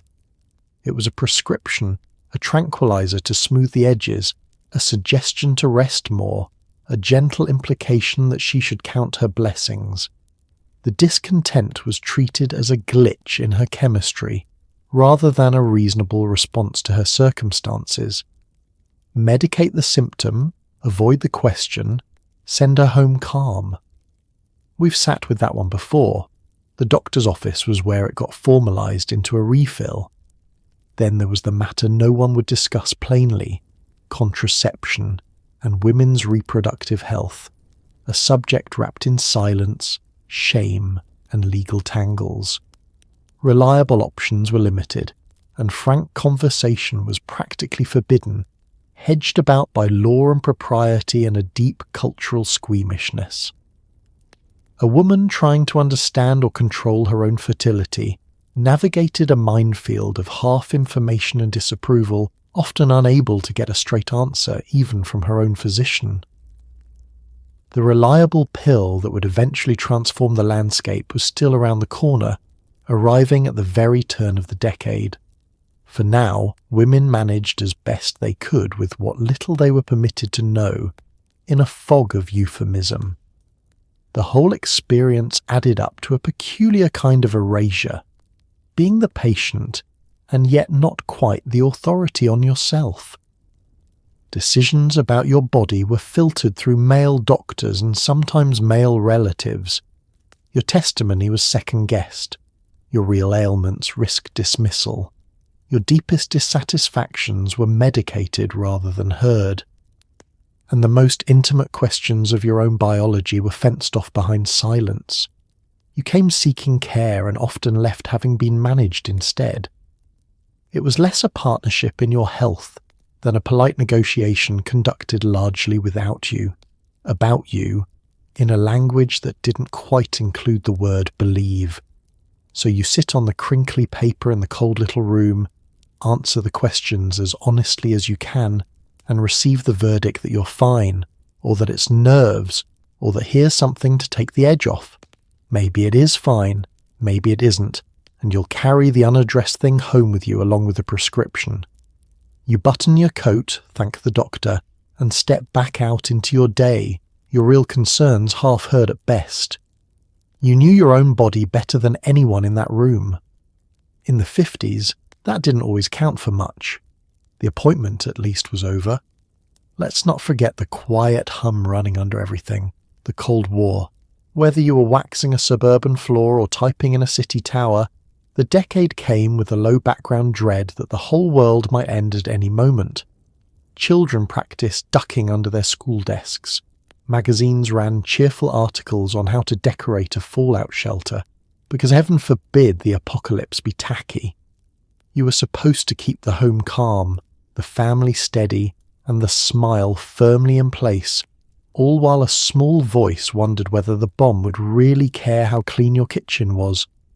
It was an age of enormous anxiety wearing an enormous grin. You wore it too.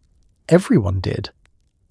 The dread was constant and strangely normalized, woven into the texture of ordinary life. The newspapers carried it, the newsreels carried it, the very air seemed to carry it, the knowledge that two great powers held weapons capable of ending everything, and that the standoff between them could tip at any moment. People didn't walk around screaming about it, because you can't sustain panic for years on end. Instead, it settled into a low background hum, a vague but persistent unease that hovered behind the cheerful surface of the decade like static behind a song. You went about your day. The hum stayed on. The official responses to this existential threat were a peculiar mix of grim and absurd. School children were drilled to dive under their flimsy wooden desks and cover their heads, as though a sheet of plywood might reason with an atom bomb. Families were encouraged to build and stock fallout shelters in their backyards or basements. And then the magazines, never able to resist, ran helpful features on how to make your shelter homey and attractive. what to store, how to arrange it, how to face the possible end of civilization with good taste and adequate canned goods. The apocalypse was coming, perhaps, but there was no excuse for it to look shabby. Tidy up the bunker, dear. And here was where the burden landed squarely back on the woman, because of course it did. The whole cultural assignment of the 50s woman was to be the keeper of calm, the steady emotional centre of the home, the one who kept everyone's spirits up no matter what. So on top of the chores and the children and the husband and the smiling, you were also expected to absorb the era's dread and project serenity over it. Reassure the children, steady the household, keep the anxiety from showing.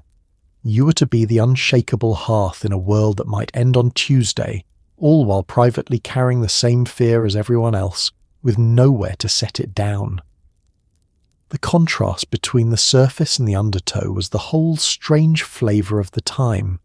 On top, gleaming kitchens, bright advertisements, relentless cheer, the most optimistic packaging a culture ever produced.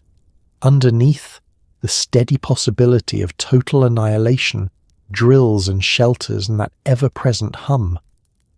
The decade smiled enormously precisely because it was so frightened. The cheer a kind of armour against the dread. And women were handed the job of maintaining that smile for everyone, the designated keepers of a calm they didn't necessarily feel, in a world that had invented a way to end itself and then asked the housewife to make it all feel fine.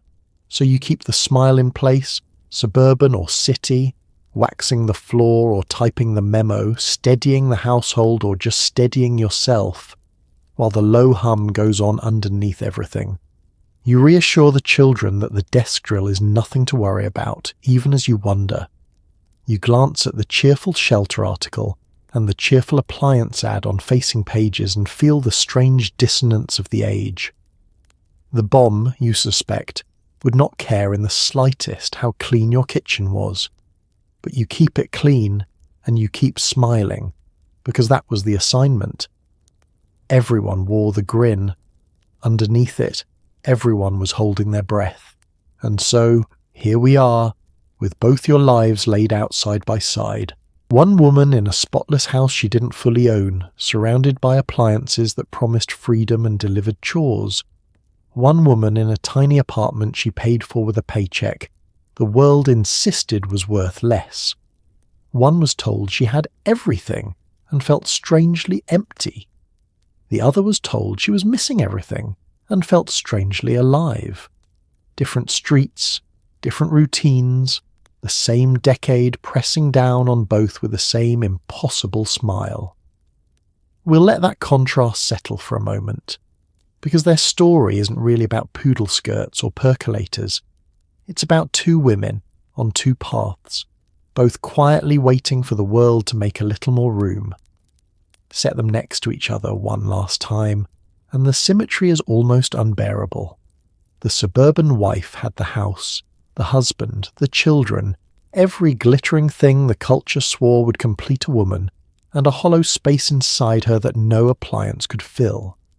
The city girl had the freedom, the paycheck, the apartment with the fire escape, every taste of independence the wife quietly envied, and a world that treated her whole vivid life as a mistake to be corrected by marriage. Each had what the other lacked, each lacked what the other had, and each had been firmly instructed to feel grateful for exactly the half she had been handed. What unites them, underneath the obvious differences, is the thing that matters most. Neither was permitted to be the full author of her own life. The wife's days were scripted by a role that asked her to disappear into a house. The working girl's days were scripted by a world that paid her less, watched her closely, and counted down the clock to her wedding. Both moved through lives largely drawn by other people, by husbands, by bosses, by magazines, by the relentless expectations of an era with very fixed ideas about what a woman was for. The streets were different. The cage was the same shape. Only the wallpaper changed. And yet, and this matters. This is the part worth carrying. Neither of them was broken by it. The wife who buffed the floors and swallowed the unnamed sorrow was no fool. She felt the wrongness keenly, even when she had no words for it, and that feeling was itself a kind of quiet rebellion. The working girl who rode the crowded subway and stretched the unequal envelope and laughed on the fire escape was building, in real time, a proof that a woman could stand on her own. The discontent in one and the defiance in the other were the same energy in different keys.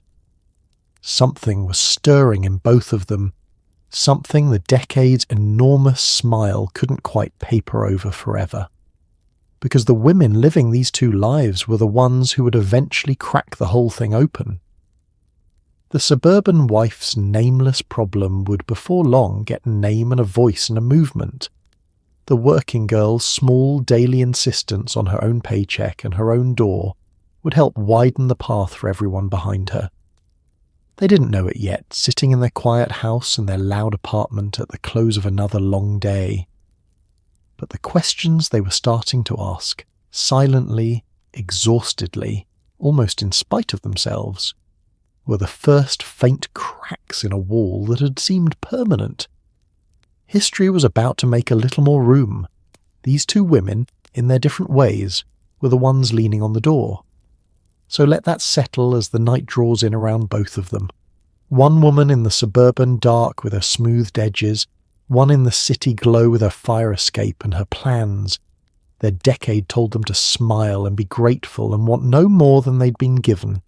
They did smile, but they also wondered, and wanting, and waited, and that quiet waiting was the seed of everything that came next. We've lived their whole long day, dawn to exhausted dusk, in both their worlds. Now let's draw the curtains, lower the lights, and take a gentle moment to honour them both before we let the night carry us off.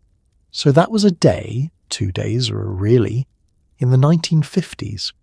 You woke before dawn and never stopped. You waxed a floor that's scuffed by a lunch and ironed underwear that no one would ever thank you for.